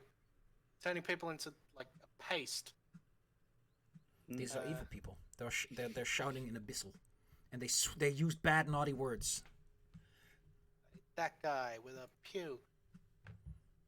Big pew.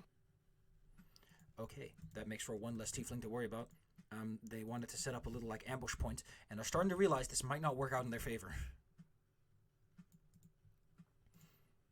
Your mute but loyal friend steps in and swings her club with fervor, knocking out another tiefling. This place is getting... She knows how to wield that club, god dang. Yep. Swooshes through the air, takes aim. Pew! However, with all that cover, he is quite well hidden. Dead. He's like, oh fuck, oh fuck, oh fuck, oh fuck, oh fuck, oh fuck. Oh wait, oh sorry, excuse me. Excuse me, he was still going. Thank you, video game.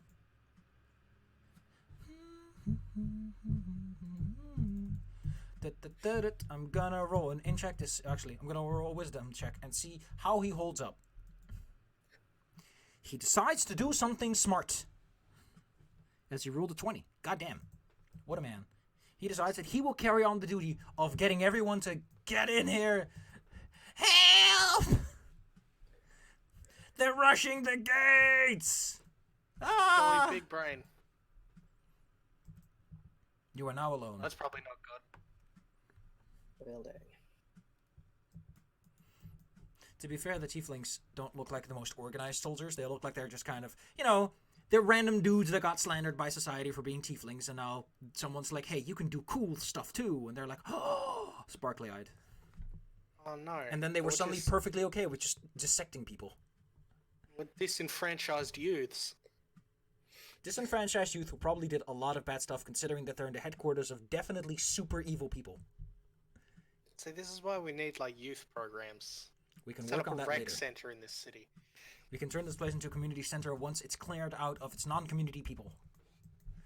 We can have board game nights. The initiative is off until we bump into some new people. Okay. That ring of keys the Tiefling dropped is probably important. You pick up a ring of keys. It only has a couple of keys, and they're all the same. You have no idea why someone would want 3 front door keys for themselves. Yeah, what? I feel like these guys weren't as smart as we gave them credit for. I'm keep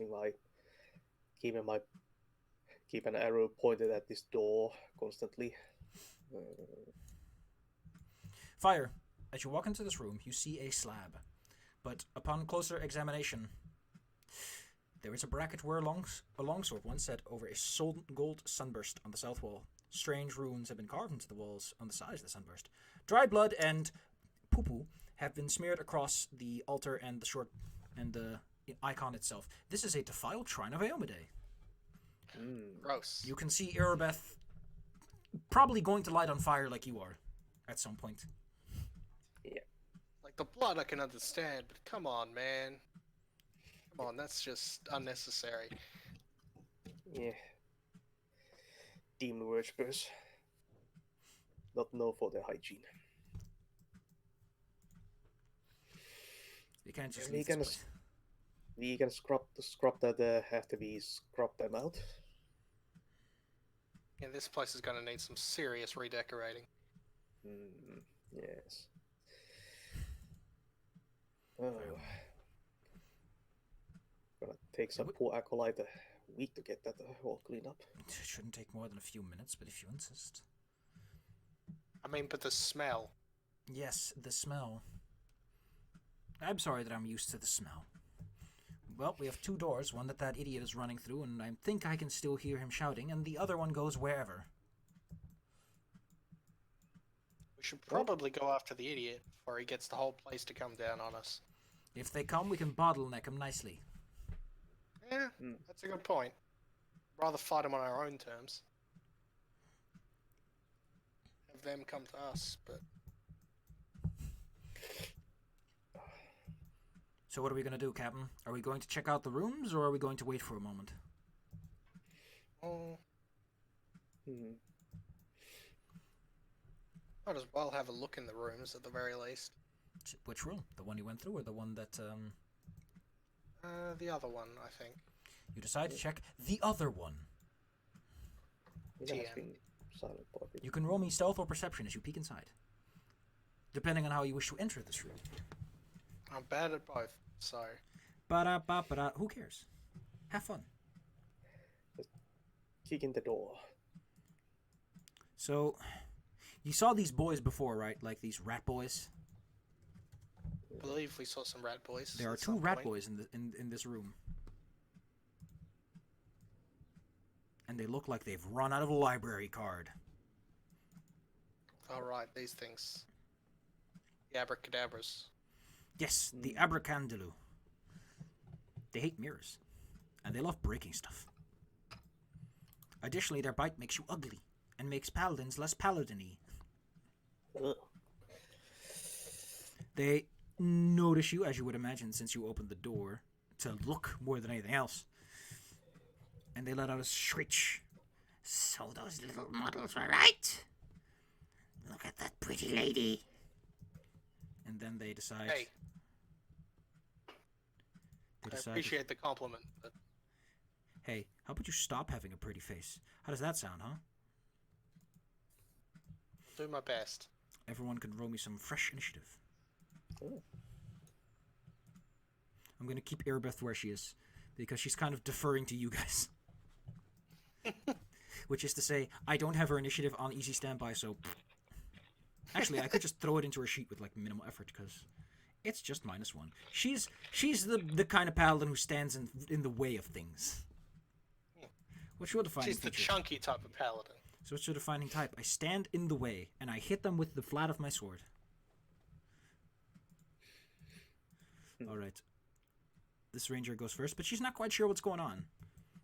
So she'll just gesture, which unfortunately isn't audible. The other one, again, is deferring to fire. So they'll ready their action to respond to whatever fire says needs to be done. Fire. Alright. Well, I can see that one through the doorway. Yes, you do. What a disgusting little thing. Yes. Abracadabra, I make you vanish. Skedaddle, skadoodle, your dick's now noodle. The most powerful spell. Like a 9th level spell. Oh, man. I just can't believe that Rosse is in that picture. It's so hilarious, though. It just cracks me up. It's such a dumb rhyme! You hit him twice. He does not have the cold iron resistance that most creatures do. Luckily, your bow gives it to you anyway. Phew, phew. He lets out a cry. Cariel, you can't help but feel like your beauty is in danger. Yeah, I need that. So I'm going to step back next to the slab. By the way, the Grey Garrison is made out of stone, so don't worry about burning anything. I'm gonna If anything, you'll scrub all the poopy off. kill that guy. As I can.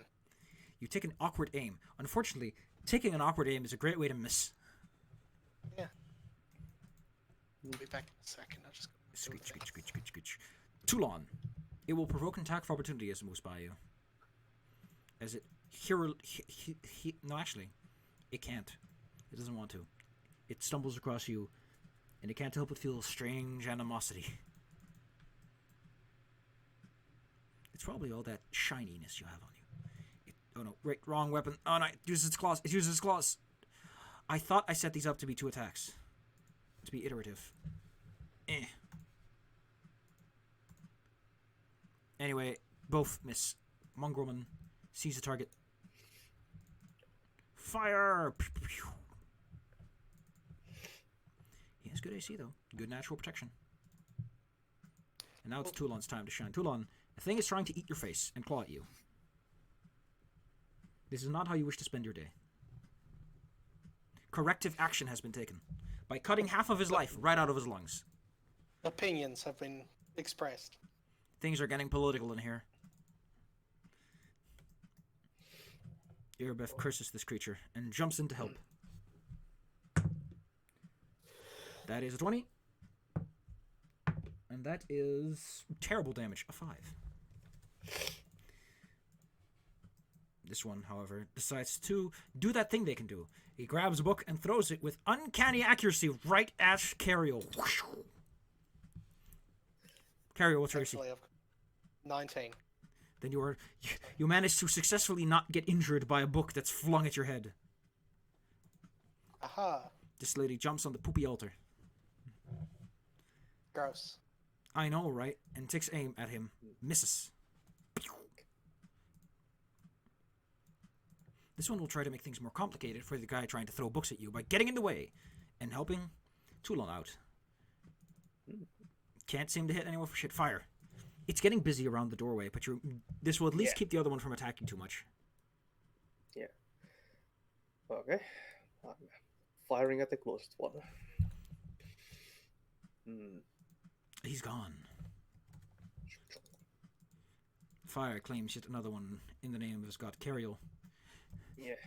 Foul red things. Seeing his ally leave the plane of the living, or the land of the living as they call it, the other one is starting to look a bit more panicked, but he's still fueled by an unnatural hatred towards your beauty. Gonna hide behind everybody else and then go with another pew.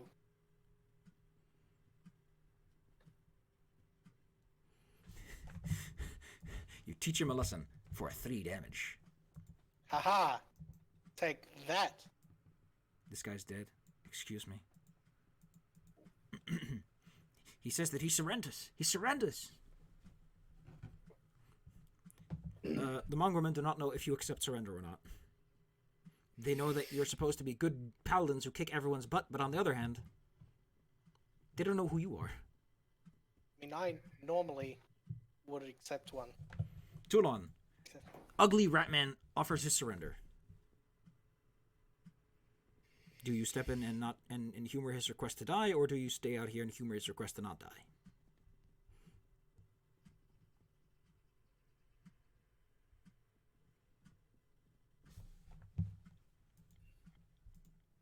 Mina is currently muted, so things may be going on in Mina world. Oh, okay. Right. I'm going to stand in place and let one of the paladins not honor the demon's request for anything. Erebeth is too angry about the fact that her shrine got defiled. She's very, very angry. You would defile a shrine and ask for mercy! It's a critical. How nice and thematically appropriate, Erebeth. I thank you for repeating the time-honored tradition of fucking people shit up when things are dire, either by sucking hilariously or succeeding dramatically. Which in your case is the kind where you don't have to go home and explain yourself on why your face isn't pretty anymore. Let's see, she went for power attack, so that's +4, +8. It's dead. I'm not even going to do the calculations. I know it's going to do at least 20 damage. Yeah, pretty much what I wanted. Alright, that is the Abercandalus taken care of. Erebeth takes a breather and is going to slap herself with some of that. Actually, no, she's probably just going to sit on those channels instead. They're a bit more efficient. You've shown them something.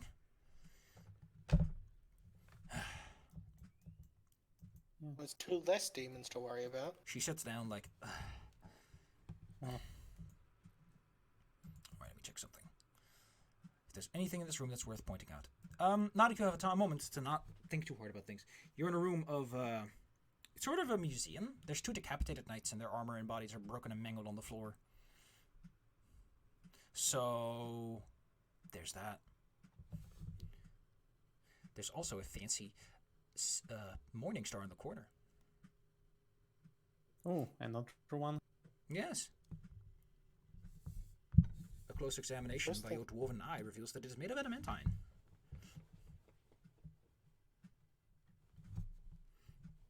Which is a strange choice for a paladin. Who tend to, hang out around this place nowadays. Or the bad people. It's made out of what? Adamantine. It's a +1 adamantine morning star by the looks of it. Oh, well... So if you ever want to break down a door, you can't do much worse. Or better. Yeah. I'm going to ask nicely whether I can keep it for the golf bag. Erebeth tells you that this is not a time to be too specific. We can bury... we're not planning to bury him right now, so you might as well use his weapon and get some revenge. Avenge him, so to speak. And after that, we can see about it. Okay. Good plan. Well, in this case, I'm going to keep it. All right. Luckily for you, nothing seems to have interfered with your current presence. So what do you wish to do now, now that you're in this fine room, enjoying the... Oh, so there's only 1 door left. Peeking through the door, you simply find a hallway. Compared to everything else you've seen so far, it's a nice clean hallway. Elbows back. Yeah, okay. Yes. So which door do we take? She asks, as she leans in on both of them. Too long. You hear anything behind either of them? Let me roll perception in a moment.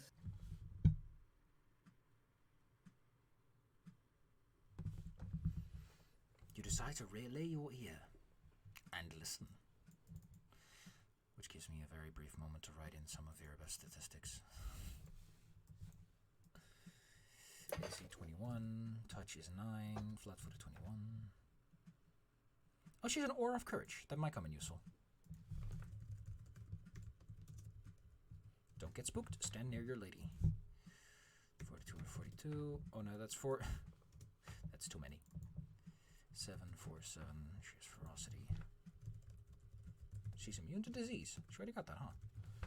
20-foot speed. I should remember that. Okay, that should be the basics of what I want. What's the chat look like? Perception. You listen at both doors very carefully.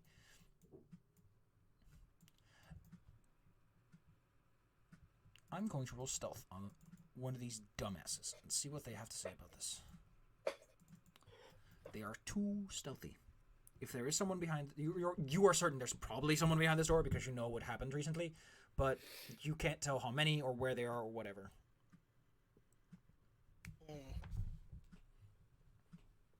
However, judging by the fact you don't hear any shuffling upstairs, who knows?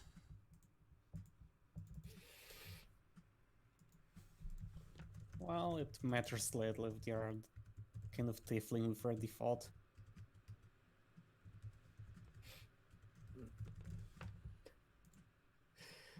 So I want to bust through and kick him in the head. Yeah.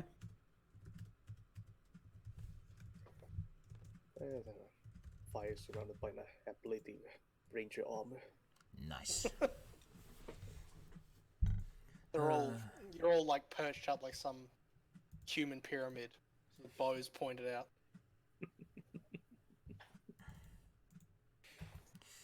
All right, door swung open. Yeah, let's bust it down. And this one to the left. Ah, yes, we're taking the left door. Arrow. Well, since you guys enjoyed firing squad so much, Well, I have my bow pointed in that direction. I think I just saw a whole lot of things, a whole lot of tokens get dragged. yes, the Tieflings have decided to take on the safest tactic, which is bundle up into a big ball, and once that door swings open, just let her rip.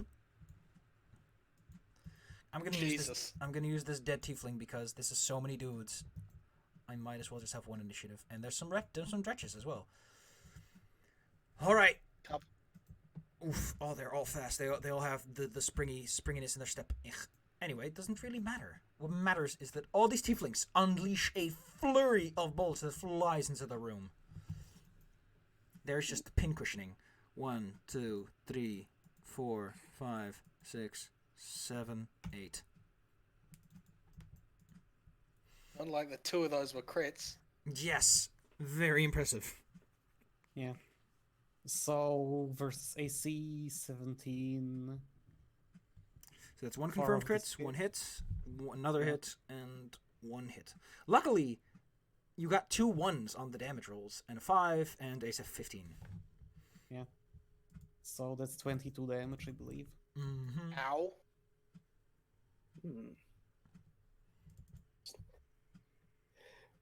Barrage of crossbow bolts. Luckily for you, you have loyal allies, one of whom will jump in the way of all the dretches and take a total defense, giving them +4 to AC and allowing you to withdraw. Because, hey, might as well be nice about this. The dretches, however, are not nice about this. They are slimy, pudgy boys. Why should they care about your personal opinions about the current political-economical system? Their claws go a-flying. I set this to multiple attacks. Why did it... Oh. Whatever. Winnow gets hit for 1 bite. There's a hiss. Ugh. The Tieflings take aim once more. You know what I can actually do, instead of rolling this over and over again, is I can just make one iterative attack that rolls 8 times and make it nice and simple on myself. 1d8. And has a critical range of 19. And it is crossbow barrage. I like it. They all take their move action to reload. Click, click. They aim. And there's just... Oh, wait, there's a barrage, and there's also a -4 on this, so... Is that all of them? Oh, wait, no, I did that wrong, because I'm an idiot. I'm dumb. I need to roll 3 more. Gosh, that looks so weird. What is your AC, Winnowog? Wollywog? It's 19. So, actually, none of them hit. She, thanks to dodging and being engaged in melee, becks and weaves and dodges so many bolts that she's hella tired by the end of it. And also, a lot are sticking out of her armor. Cariol, Toulon might look like he needs a nap. Yeah, I'm gonna cure moderate wounds on Toulon. So, great. It could be worse. Could be. It'd certainly be better. Hey, hey, hey. Think about what is, not about what could be. Fire. Fireball would be so nice right now. I mean, most creatures currently inside there are resistant to fire to some extent. Fine, a cold ball. A cold iron. Cold iron fireball.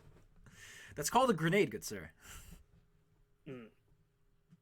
Oh. I'll find it then.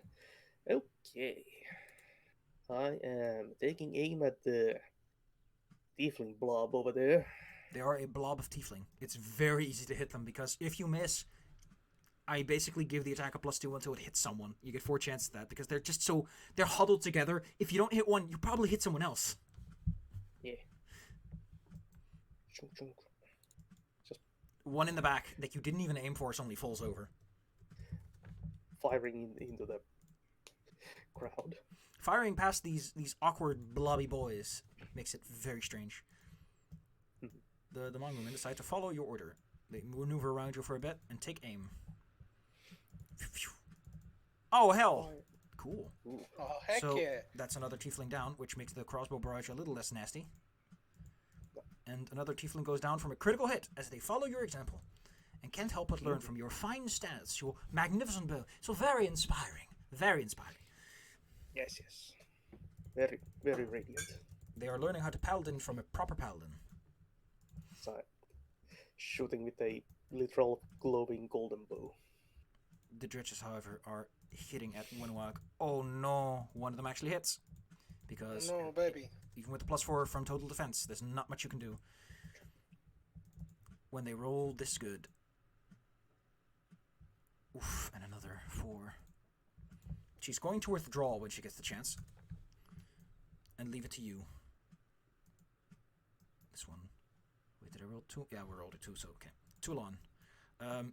You can essentially swap places with Winawag if you wish. Or you could let Irabeth, who is slightly better at tanking everything that comes at her, take the job. She has more hit points and she's slightly better AC. So Yeah, she definitely has better AC than me. So you should probably let her stand in front for now. You know, this seems like the situation where the numbers are where you want to play. Yeah. You can still hit this guy around the corner. Okay. Then I will, and then step aside. Let's see, that's the AC on Dredge. He is destroyed. Cool, they had all their HP linked. I love that. Always fun. Always just hilarious when that happens. When I keep fixing it, and it... It's like every time, it's like, did I fix it? No. Ugh. Well, at least you killed one of them, which is nice. That's one of the stretch to worry about.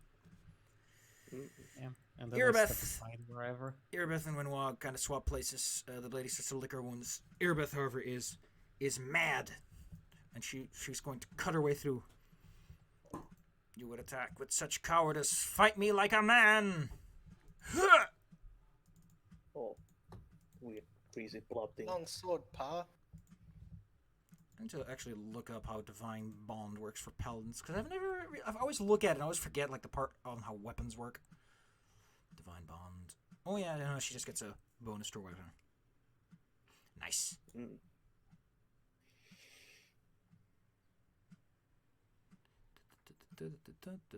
Okay. Information details. Irbeth, Wanawag, Dretch. Dretch does not care for her big armor. It is going to strike. It doesn't really matter when her big armor is big. He bounces off the plate mail and off her fine shield. Tieflings in the back, however, have the numerical advantage. Nope. Even with all their little crossbows, they're starting to get nervous because their frontliners are starting to vanish. Cariel. Who's more hurt currently, Toulon or Wenwag? Toulon is 19, Wanwag is 9. 9, okay. Then I'll probably... You can also just channel. I can't. I'm not a cleric. Oh yeah, I keep forgetting you're an oracle. Yeah. Yeah. Heal. Wenwag. 17. It's more like it. She's all the way up tippy top. She thanks you with a nod. Fire. This is cleaning up nicely, isn't it? Actually, I can channel energy, but You're too busy being sneaky. yeah. Getting closer here and continue firing into the remaining crossbowers. Let's see. What is their AC again? 16. Okay, well, one of them in the back takes one, but the other one misses completely, despite their homunculus mass. The archers will try to clean up what they can. They take a moment, a move action as it were, to verify that they have a target that's weak, and another goes down with a combo fire.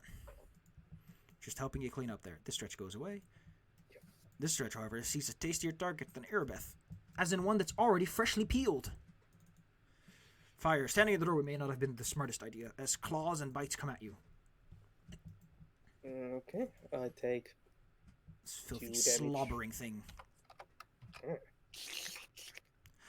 How did I not know? Listen, dretches are mindless creatures in some editions, so I completely forgot. These guys can actually cast spells. One of which is great. I should have used that. Well, maybe next time. Although we're probably not going to see them again because dretches are not that dangerous. Mongrelman takes aim and fires at Tiefling. Did I shoot twice? I keep forgetting if I shoot twice or not. Pew. 1. Pink. Too long. Yeah. Hey, there's a bit of a crowd in the way. There is. Yeah.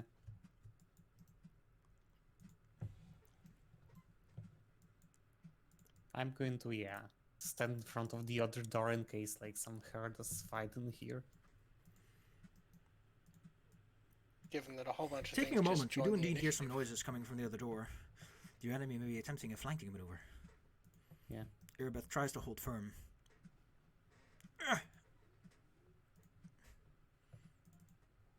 Dretch has 14, so that's one more down. Actually, no, she would know to focus fire. Kill him. Then you can move on with your life. Winterwalk feels better now. And goes near to Toulon to see if they can help out with, because you're like hanging out near the door like that. The tieflings, how many tieflings are left? There's 4 of them. You know what? They're going to give it a go. They're going to give the old college try. One more go. They feel lucky. They feel like they could at least finish one of you. Or at least do something. You know, so they don't have to go upstairs and look like idiots. Who have to explain that they let in all these people. Holy shit! Ooh. Erebeth suddenly feels the sting of many arrows. Of bolts jamming into her. That's a lot. It's like she kills the dretch and suddenly like arrows aim at her weak spots as she's bent and her articulation is showing. After that, they're going to take their next move action to get out of here. Or actually, no. This has only bolstered their desire to kill. After all, they just got lucky. They can win. Cario.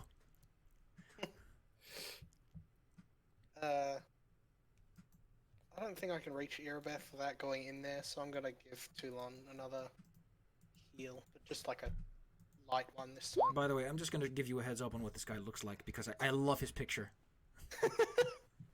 Look at this guy!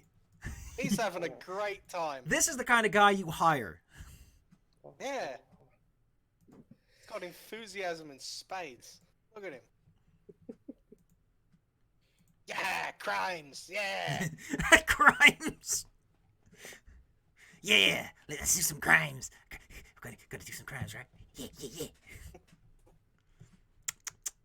All right, I need to check up something on him. Okay, I just need to get his sheet out so that I know his morale now. Okay, you cast Cure Light Wounds on someone. Nice. Fire. Erebeth just learned that numbers can make the difference. Yeah. I'll try to take a 5-foot step away from the dredge. In this You push into the mess. It's getting awkward. Cluster. blob of our own and fire into the remaining group of bastards.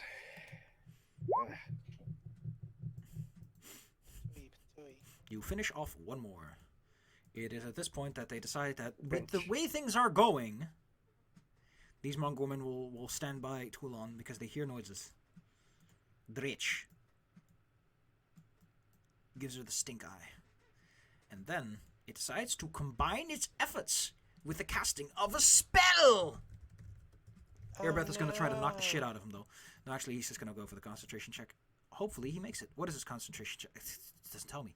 Could you tell me, sheet? I thought I filled this in. Why do you even have spells? You're a dretch. There we go. It doesn't mention his concentration check even on the actual sheet. Well, that's just hilarious. I'm just going to say it's +2. Isn't this a spell like a... Do spell like a... Oh, body yeah! Alright. Well, it makes it. That's all that matters. It casts Stinking Cloud! Oh, gross. Everyone is going to get stinkied. It is a 20-foot radius cloud, so it just fills the room. Suddenly there's this yellow fog of... You must make a DC 13 Fortitude save. If you do not, you become nauseated as long as you're within it. Even leaving the cloud causes the effects to persist for 1d4 plus 1 rounds. Oh no. Big stinky. Yeah. I've been stinky.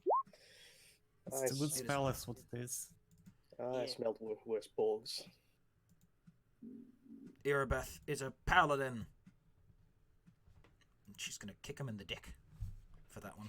He doesn't have one, because he's just a ball of randomly assorted lard. But a lady can dream. As this fog cloud happens, I'm going to see if I can find those cool cloud things to have, because I have some cool templates for this. Here we go. This is a 20. That's not the proper size, but we can make it work. There's just fog all over the place. Let's just put it like that. Gross. The specifics don't matter. What matters is that your room is smelly. And you're in the smells. As you are in the smells, you hear a door open up. And the room to the north is revealed. With inside it, a mean boy. Oh. Oh, I showed you the picture of earlier. This mean man laughs. Ha! I am your death, fools! Okay. Yes. Sorry. Yes! Taste my bum! Huck. So, fun fact about this motherfucker. Uh-oh. 3d6 plus 2 bomb in a 10-foot radius. DC 14 reflex save for half. As he tosses a bomb with glee into the crowd. God, I hope this cloud isn't flammable. Damn it. Oh. Ooh. Ooh. Erebeth tells you to stay strong. The jerks over there have renewed zeal. Oof. Oof. Oof. Oof. Oof. Oof. Oof. I think the Mongomen have a good chance at this, though. They have a really good reflex save. Okay, well, one of them is going to hurt. All right, let me type out the formula. It's roll 3d6 plus 2. Nice. Good news, everyone. You have also caught fire if you failed the saving throw. Right. This guy's a jerk who knows how to do his job, which apparently is setting people on fire. You hear him go, "Nyah!" again. I don't know what on fire does because it's an alchemist thing. I'll look it up. Sorry. This guy is probably like the single most combat capable person on this floor. I think on fire is you take damage every turn until you put it out. Excellent. I'm going to look up discoveries anyway. I want to double check this. Let's see. It's enhanced potion. No, that's something else. Is it explosive bomb? Or is that just the radius thing? Doused in water. In each subsequent round, the burning character must make another reflex saving throw. Failure means another 1d6 points of damage. Yep. Success means the fire goes out. Or if you douse yourself in water. You can also take a bath. He laughs as he says, "You will burn in the fires of hell." What a jerk. Thank you, demon worshipper. Wrong place. Cool. Monk Woman Ranger, you suffer the exact it's like I have to enter the file and then do it all over again. Oh my god, why are you like this? Why are you like this? Why can't I just strangle you? The Monk Woman Rangers are starting to cough.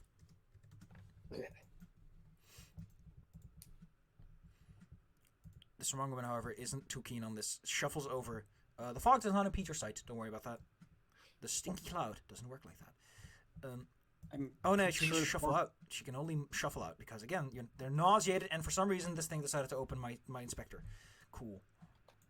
I'm certain it works like fog cloud, so it does block vision. Let me read the specifics again.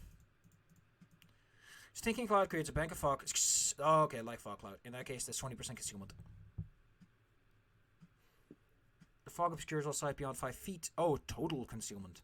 Alright, so he was just basically throwing into the mist. Well, it doesn't really matter. He's throwing a bomb, so it's not like he's aiming at any particular target. The Mongerman will go outside and will recover from their sickness in 2 rounds. Nice. The cultists over here, for a moment they were like, what a great plan. Then they see the fog cloud and they're, what was the plan? We can't see him. Because Toulon is like half vanished in this cloud. They're like, we're not going in there. What was your plan? He's like, this wasn't my idea. They did it. Blame them. Yeah. He laughs. So the cultists are readying an action. They don't know what to do, really. They're like, someone might come out. They'll take slightly more appropriate positions now. They don't have to worry about them being revealed. They're sort of like ready to pounce. Clearly not too worried about Orthorubo getting hurt.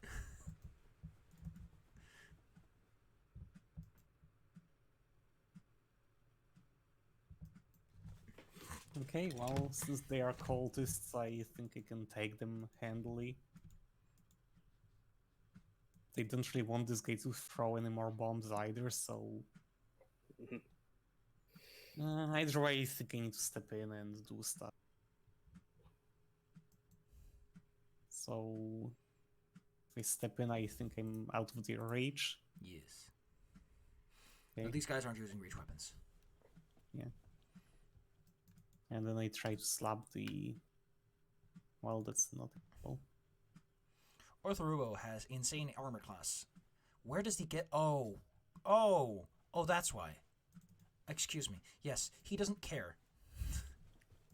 Yeah. Irabeth, however, heard this guy chalking and is like, that's the guy. That's the guy I'm smiting today. The Dretch tries to attack. Tries to take a nibble out of her. Somehow succeeds. That's impressive. Irabeth, I can't believe they bit you in the butt.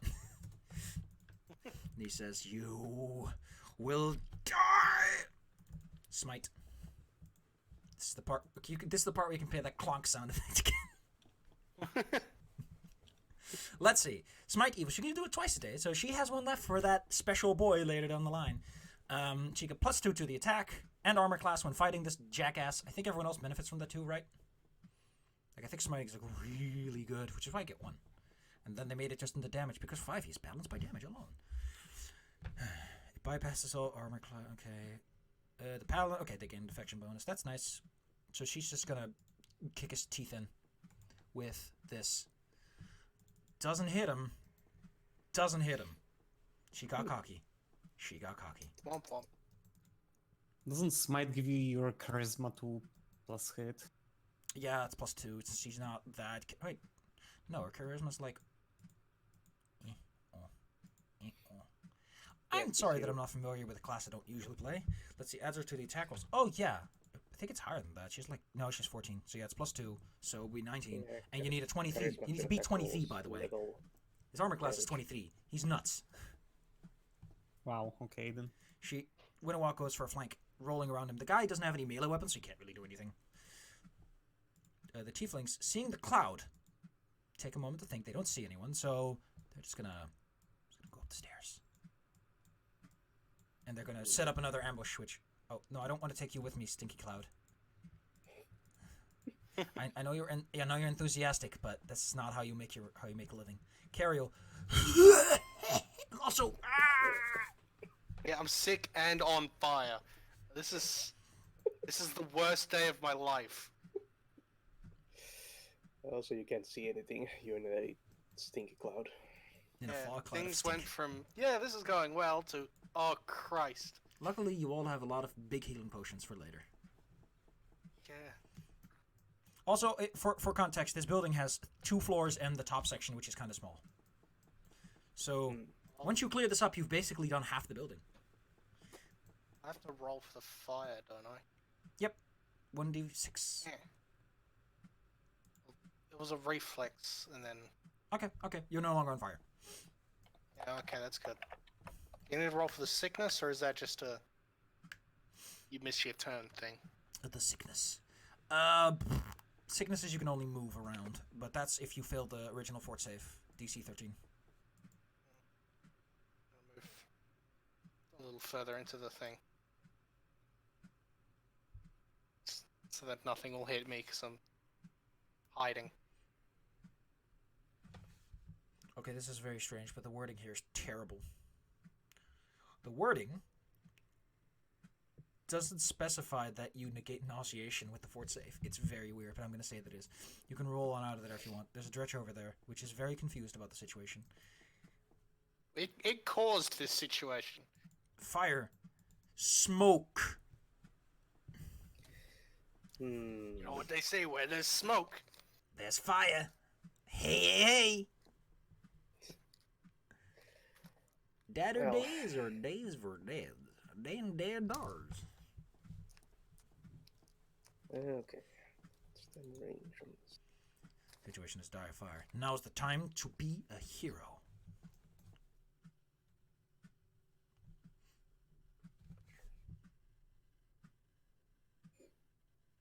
If I use channel positive energy, I could hit everyone here. Considering that the bad guys have not been, like the remaining bad guys haven't been hit, you could do it, yes.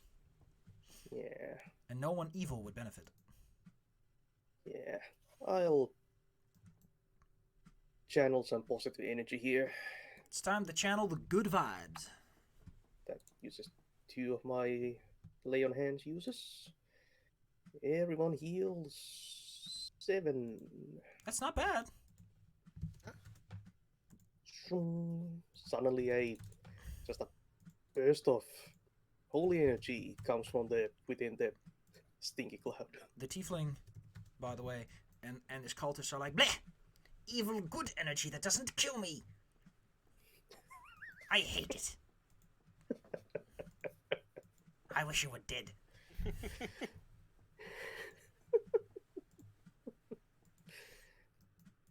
Okay, I don't know. Was that like a full action? Do that? Let's see. I don't know what it is. I think it's just a standard action to use. Yeah. I guess I could move a little bit. I don't even know where the door is. Somewhere up there. Alright, Okay. the Mongrelman Ranger rolls out and tries to keep the cultists busy by taking a defensive posture. The Dretch was told to attack anyone that was in the doorway. As demons are smarmy little bastard, it assumes there is no more doorway, therefore it can just leave. Yep. Job done. Like, it sees you and it's like, nah, I didn't see anything. I'm done here. My mission is done. I must return to my home planet. Can't argue with that. Author Rubo is, it's a little, this wasn't, oh, this is, hello, everyone. How are you today? You see him look at his bomb and think, I could blow us all to hell. Alright, everyone around him can take an attack of opportunity as he goes to, like, grab one of his bombs, because it's technically a ranged attack, and he's technically doing it in melee range. Erebeth still has their smite, and they're gonna stab him in the Ow. What was the range on that bomb, by the way? 10 feet. He's going to kill his cultists. Oh. He doesn't God. care. Irabeth hits him with a smite in the pancreas, I'd say. Dwinowak, however, is slightly cleverer about this, and instead of trying to kill him, is going to try and grab his hand. Oh no. He doesn't succeed. He has the bomb and shot and cackles madly. You're all going to die the minute you arrive. Nah. Excuse me. I'm just having fun with this madman who blows everyone to heck. Reflex saves again, please. His cultists are baffled that he would just do this in melee range, because they don't have shitty reflex saves. They are... Ow. Oof. I think it's 14, though. Yeah, it's 14. So, luckily, 2 of them make it. One of them is on fire, and probably dead. Yeah, they're probably dead. I'm just going to say they're dead. I don't want to bother with them. Toulon does a sick backflip. Toulon doesn't care. The Mongerman Rangers, one of them is significantly hurt. Might die. And the other one is Neat O Potato. Irabeth actually specifically took improved reflexes so that you could do cool sick kickflips with you. And she does. Heck yeah. The other ones are reduced by 6 and are significantly injured and also very concerned about their health plans. The Mong woman down here is terribly sorry that they cannot provide any further assistance, but there's a stinky cloud that's going to vanish in like a turn or so. Fuck it. You're right here. We have scythes. And they are on the floor, bleeding out. Bleh! Oh no. Tut-tut. Toulon. This madman is still cackling. Oh, I forgot. He has resistance to fire. He's not immune to fire. Wait, that's the wrong thing. Why am I doing that? I need to roll his reflex save. He doesn't make it, and he takes 7 damage. He's also on fire.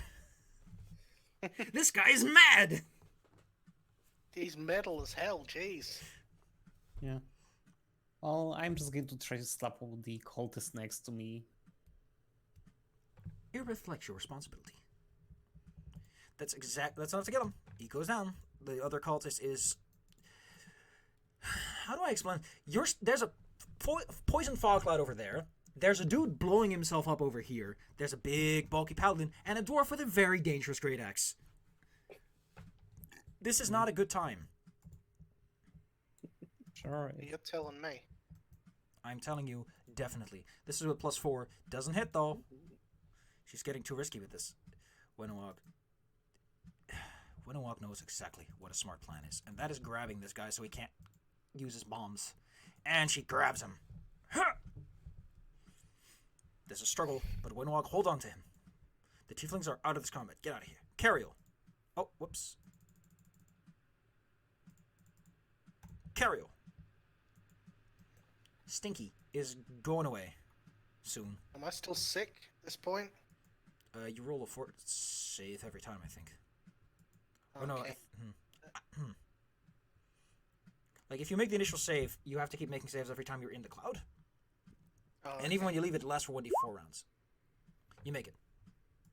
You're not sick. Okay. How far away is... Probably make it to them. But do I want... Well, he's grabbed. He can't use bombs, so I'm going to You need both hands to use bombs. try and maneuver my way through the cloud to get over to here. And use a cure light wounds on the downed ranger. They'll at least be stable. 11. And they're up. Fire. No one dies on my watch. Your immense tactical acumen has allowed you to avoid fighting a dretch. You can make it there, yes. Yep. The cultist throws up their hands and says that they'll tell you everything if you let them live. Ah. Good. I know where the wardstone is, and then that's basically all they're going to say for this turn. Is the Mad Bomber still struggling? He's being grappled, yes. Like, what she's specifically trying to do is trying to hold his hands back so that he's basically exposed. Okay. Well, 2 rounds rapid. 1 hit. You hear him screech as he is impaled. Dredge is technically out of initiative for now. He will, however, curse all of you! You are fiends. Fiends, I say! I like the irony. He still has a stabby knife, though.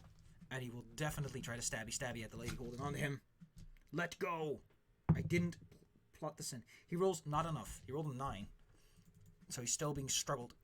And says that you will all go to hell. Well, actually, worse than hell. Mongo Ranger. Fogcloud is gone. So Mongo Ranger is gonna just move on in a bit and say hello. Cultist is no longer participating in combat. Cultist is dead. Toulon, your turn.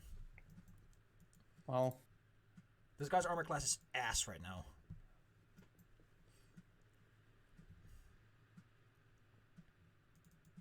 Can't beat that. Takes an 8 to the shins. Something I wanted to know about Smite. Oh,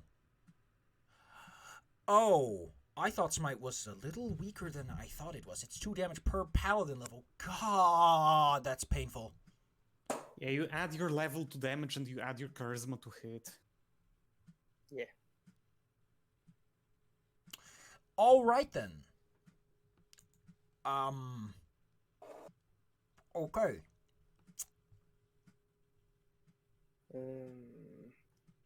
I mean, he's because he's an evil outs. Oh fuck! This guy is gonna get smitten. Rip. Erebeth says that that there will be redemption, but this guy, no.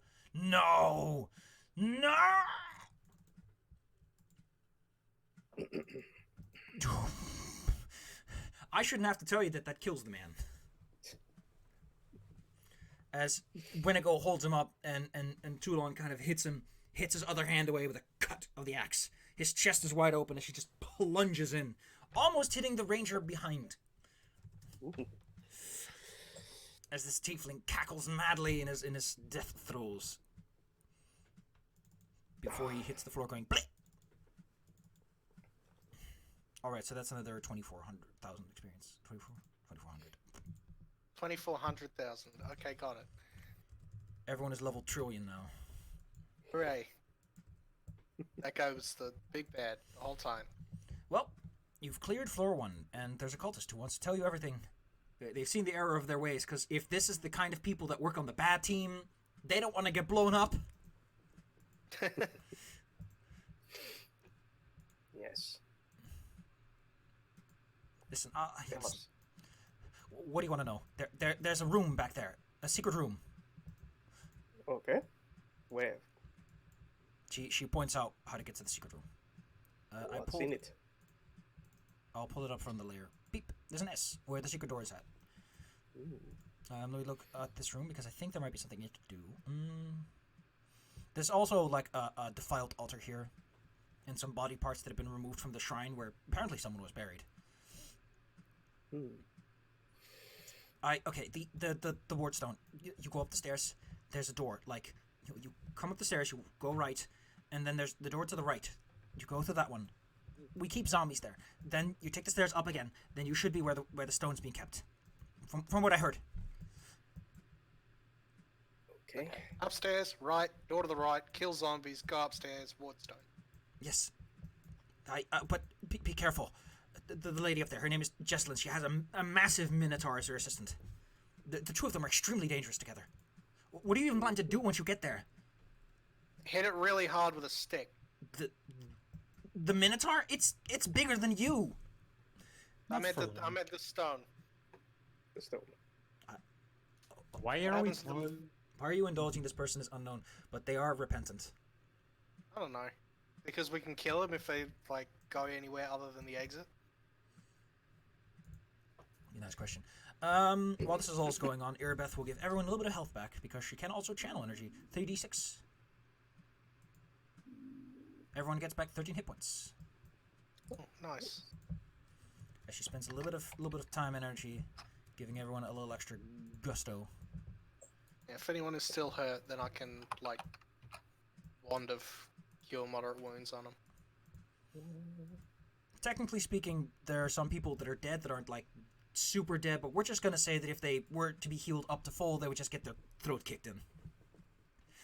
Because technically, if we follow the rules as written, the guy on the floor, the tiefling, would be brought back by this, and you would just kick him in the neck until he stops moving. Because this channel doesn't discriminate between people. And he's not technically completely dead. So there.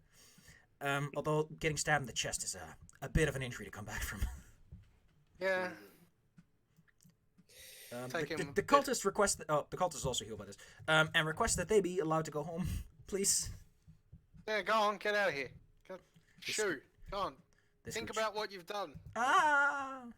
Pray to a good god or something. Like they take like the unholy symbol from their chest and they throw it aside and they dump their side and they're just like Yep, go with the rest. Still, go pray under a tree or something. You should probably find them later. Check out this secret room they mentioned.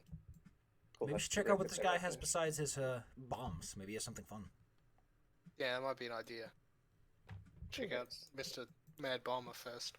Mad Bomber has some equipment that's actually worth having. He has 2 potions of Cure Light Wounds, a potion of Cure Moderate Wounds, a potion of Barkskin, a potion... No, wait, he used those in the combat. He does have a potion of Visibility, Spider Climb. I'll post it in a moment. He has +1 leather armor, though it's a bit damaged considering there's a hole in his chest. He has a dagger, a ring of protection +1, a portable alchemy kit, 4 holy symbols, 2 of Iomade, 1 of Shellen, and 1 of Desna. Here, I just removed the potion of Barkskin because he drank that before the combat began.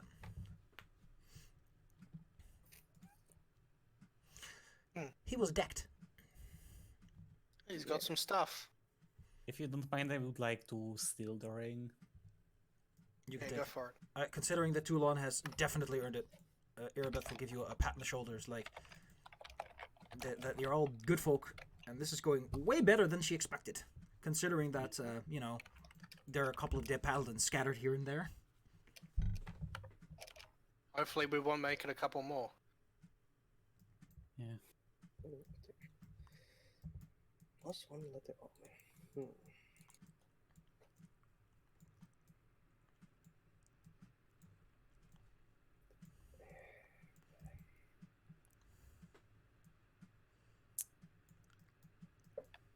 Okay.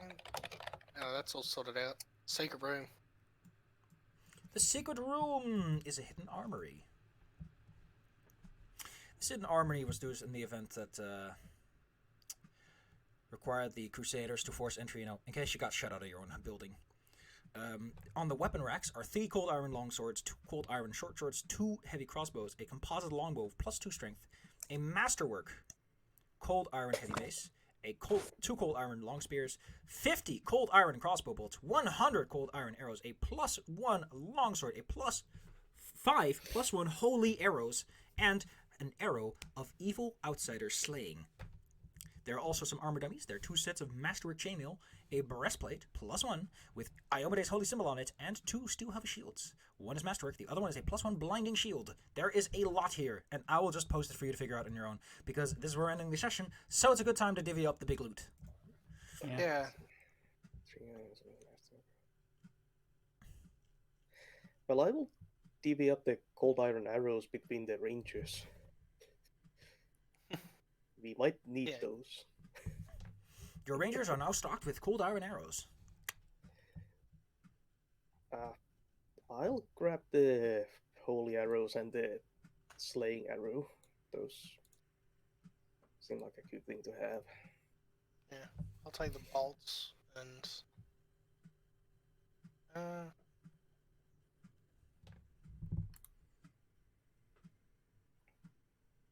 holy arrows. Arrow.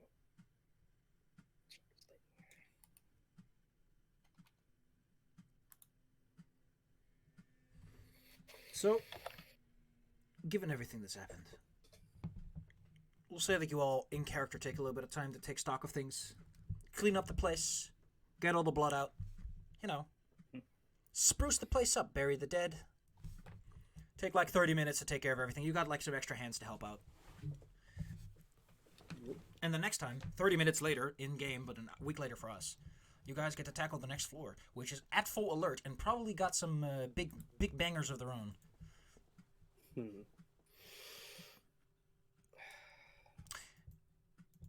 But now we get to the fun point.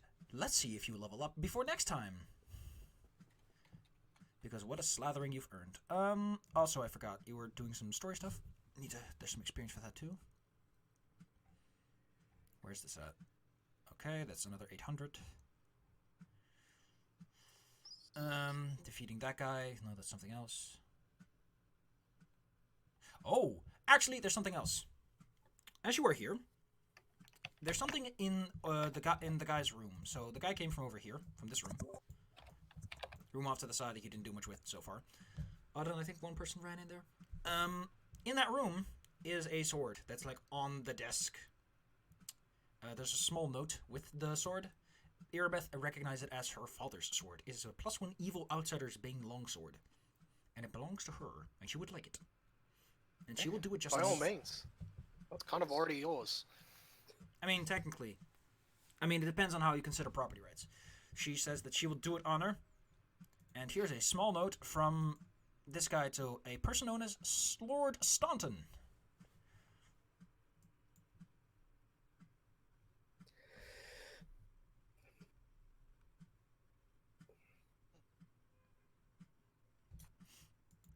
I'm gonna make some notes on her character that she now has a better sword that's fancier. The sword that she sold, apparently. Well, whoever bought it is dead. Who cares?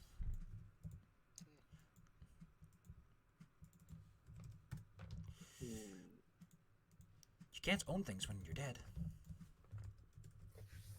I should probably explain like what Bane and Slaying does, because some context is nice. A Slaying arrow of outsiders, simply put, it's a +1 arrow. When it hits someone, they have to make a DC 20 Fortitude save or take 50 points of damage. Really good if you don't like someone and have a couple of them. There's also a greater variant, which is a higher DC and does 100 damage. This one is the basic variant, and it only works on evil outsiders. So if you come across, say, an evil minotaur that's really big and scary, you just stab him with it, and he dies. Maybe, if you're lucky. Bane works as follows. They are +2 better against creatures that don't like it, such as, in her case, evil outsiders, and do an extra 2d6 damage, which means if she fights against an evil outsider, she has a +14 to hit, and there's an extra 2d6 damage. Wow. Yes, if she strikes an evil boy with that sword, it's like I don't need anything else. I just need my hand to swing this at you. Yeah. That's going to come in handy, given that we're probably going to fight several evil outsiders. The problem with Bane weapons is, of course, they only really work on people that they're meant for. So, man, I look forward to that thing critting and just obliterating someone into paste. Because All missing. yeah, Entirely. because just look at this. Look at this. Look at this thing. Look at this crit. That hurts. That is just 34 damage. Oof. Yes. It's It gets- going to hurt.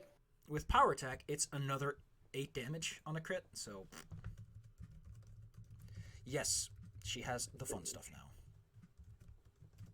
That's +12, because it's -2, 19. No, it attacks. 1d8 +8. 2d6 slashing.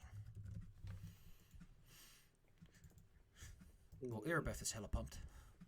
How many charges does she have of stuff? Because she's kind of hurt after all this. She got perforated by bolts. Let's not forget that detail. Yeah. Yeah, me too. Yeah, but you're like at full health, so you're like mostly fine. Mentally, probably not. Yeah.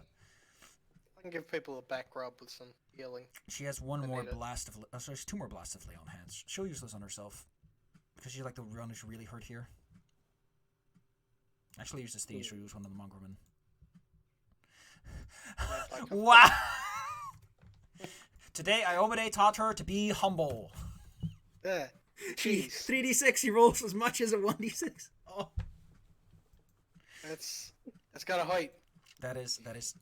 Ugh, and the best part is, they both have 23 hit points now. I mean, I've got a wand of cure moderate wounds. I can give them a heal if they need. But yes, as I said, next time, It's gonna get exciting. It's gonna be. Put up them dukes, boy. It's big fighting time. Big fighting words. Big boys. Big pants. Hey, maybe you get to throw a fireball. Can you throw a fireball? Oh, frick, I forgot. We still haven't done the experience section of things. That was what I was originally doing, and then I realized that there was stuff. Yeah, at level 6 I can just machine gun fireballs. So what do? I have a finger, and it shoots fireballs. How fast? As fast as I'd like. You just go ra-da-da-da-da-da-da. Plus 1600, plus 224, plus 800. Well, that's a lot of experience. Let's pull it through the Experience-otron. People. I wish I had a cool sound effect for that. That'd be great. Yeah. Okay.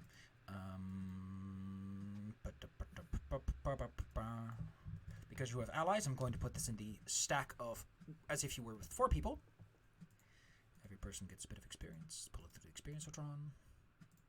I really want a cool sound effect for that. Like one of those old like sputtery machines that sounds like it runs on diesel. Like.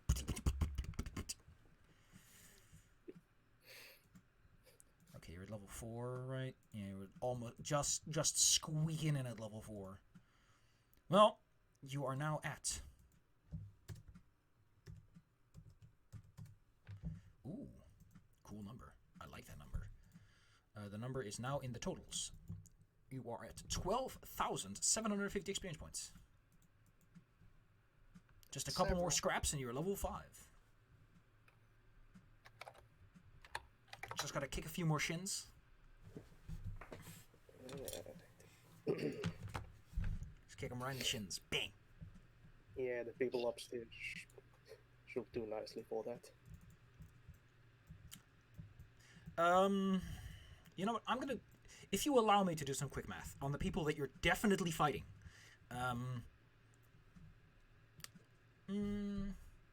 would that be sporting to give you the level up ahead of time? I mean, to be fine. You're not there yet. You know, I think we'll be fine at level 4 against the next encounters. You got an arrow of. If that arrow of slaying goes off, you can kill the Minotaur in one blow. That's nice. To be fair, 50 hit points is a lot. That would kill like most people in this room right now. Like even Urbeth would die if an arrow of slaying hit her and worked.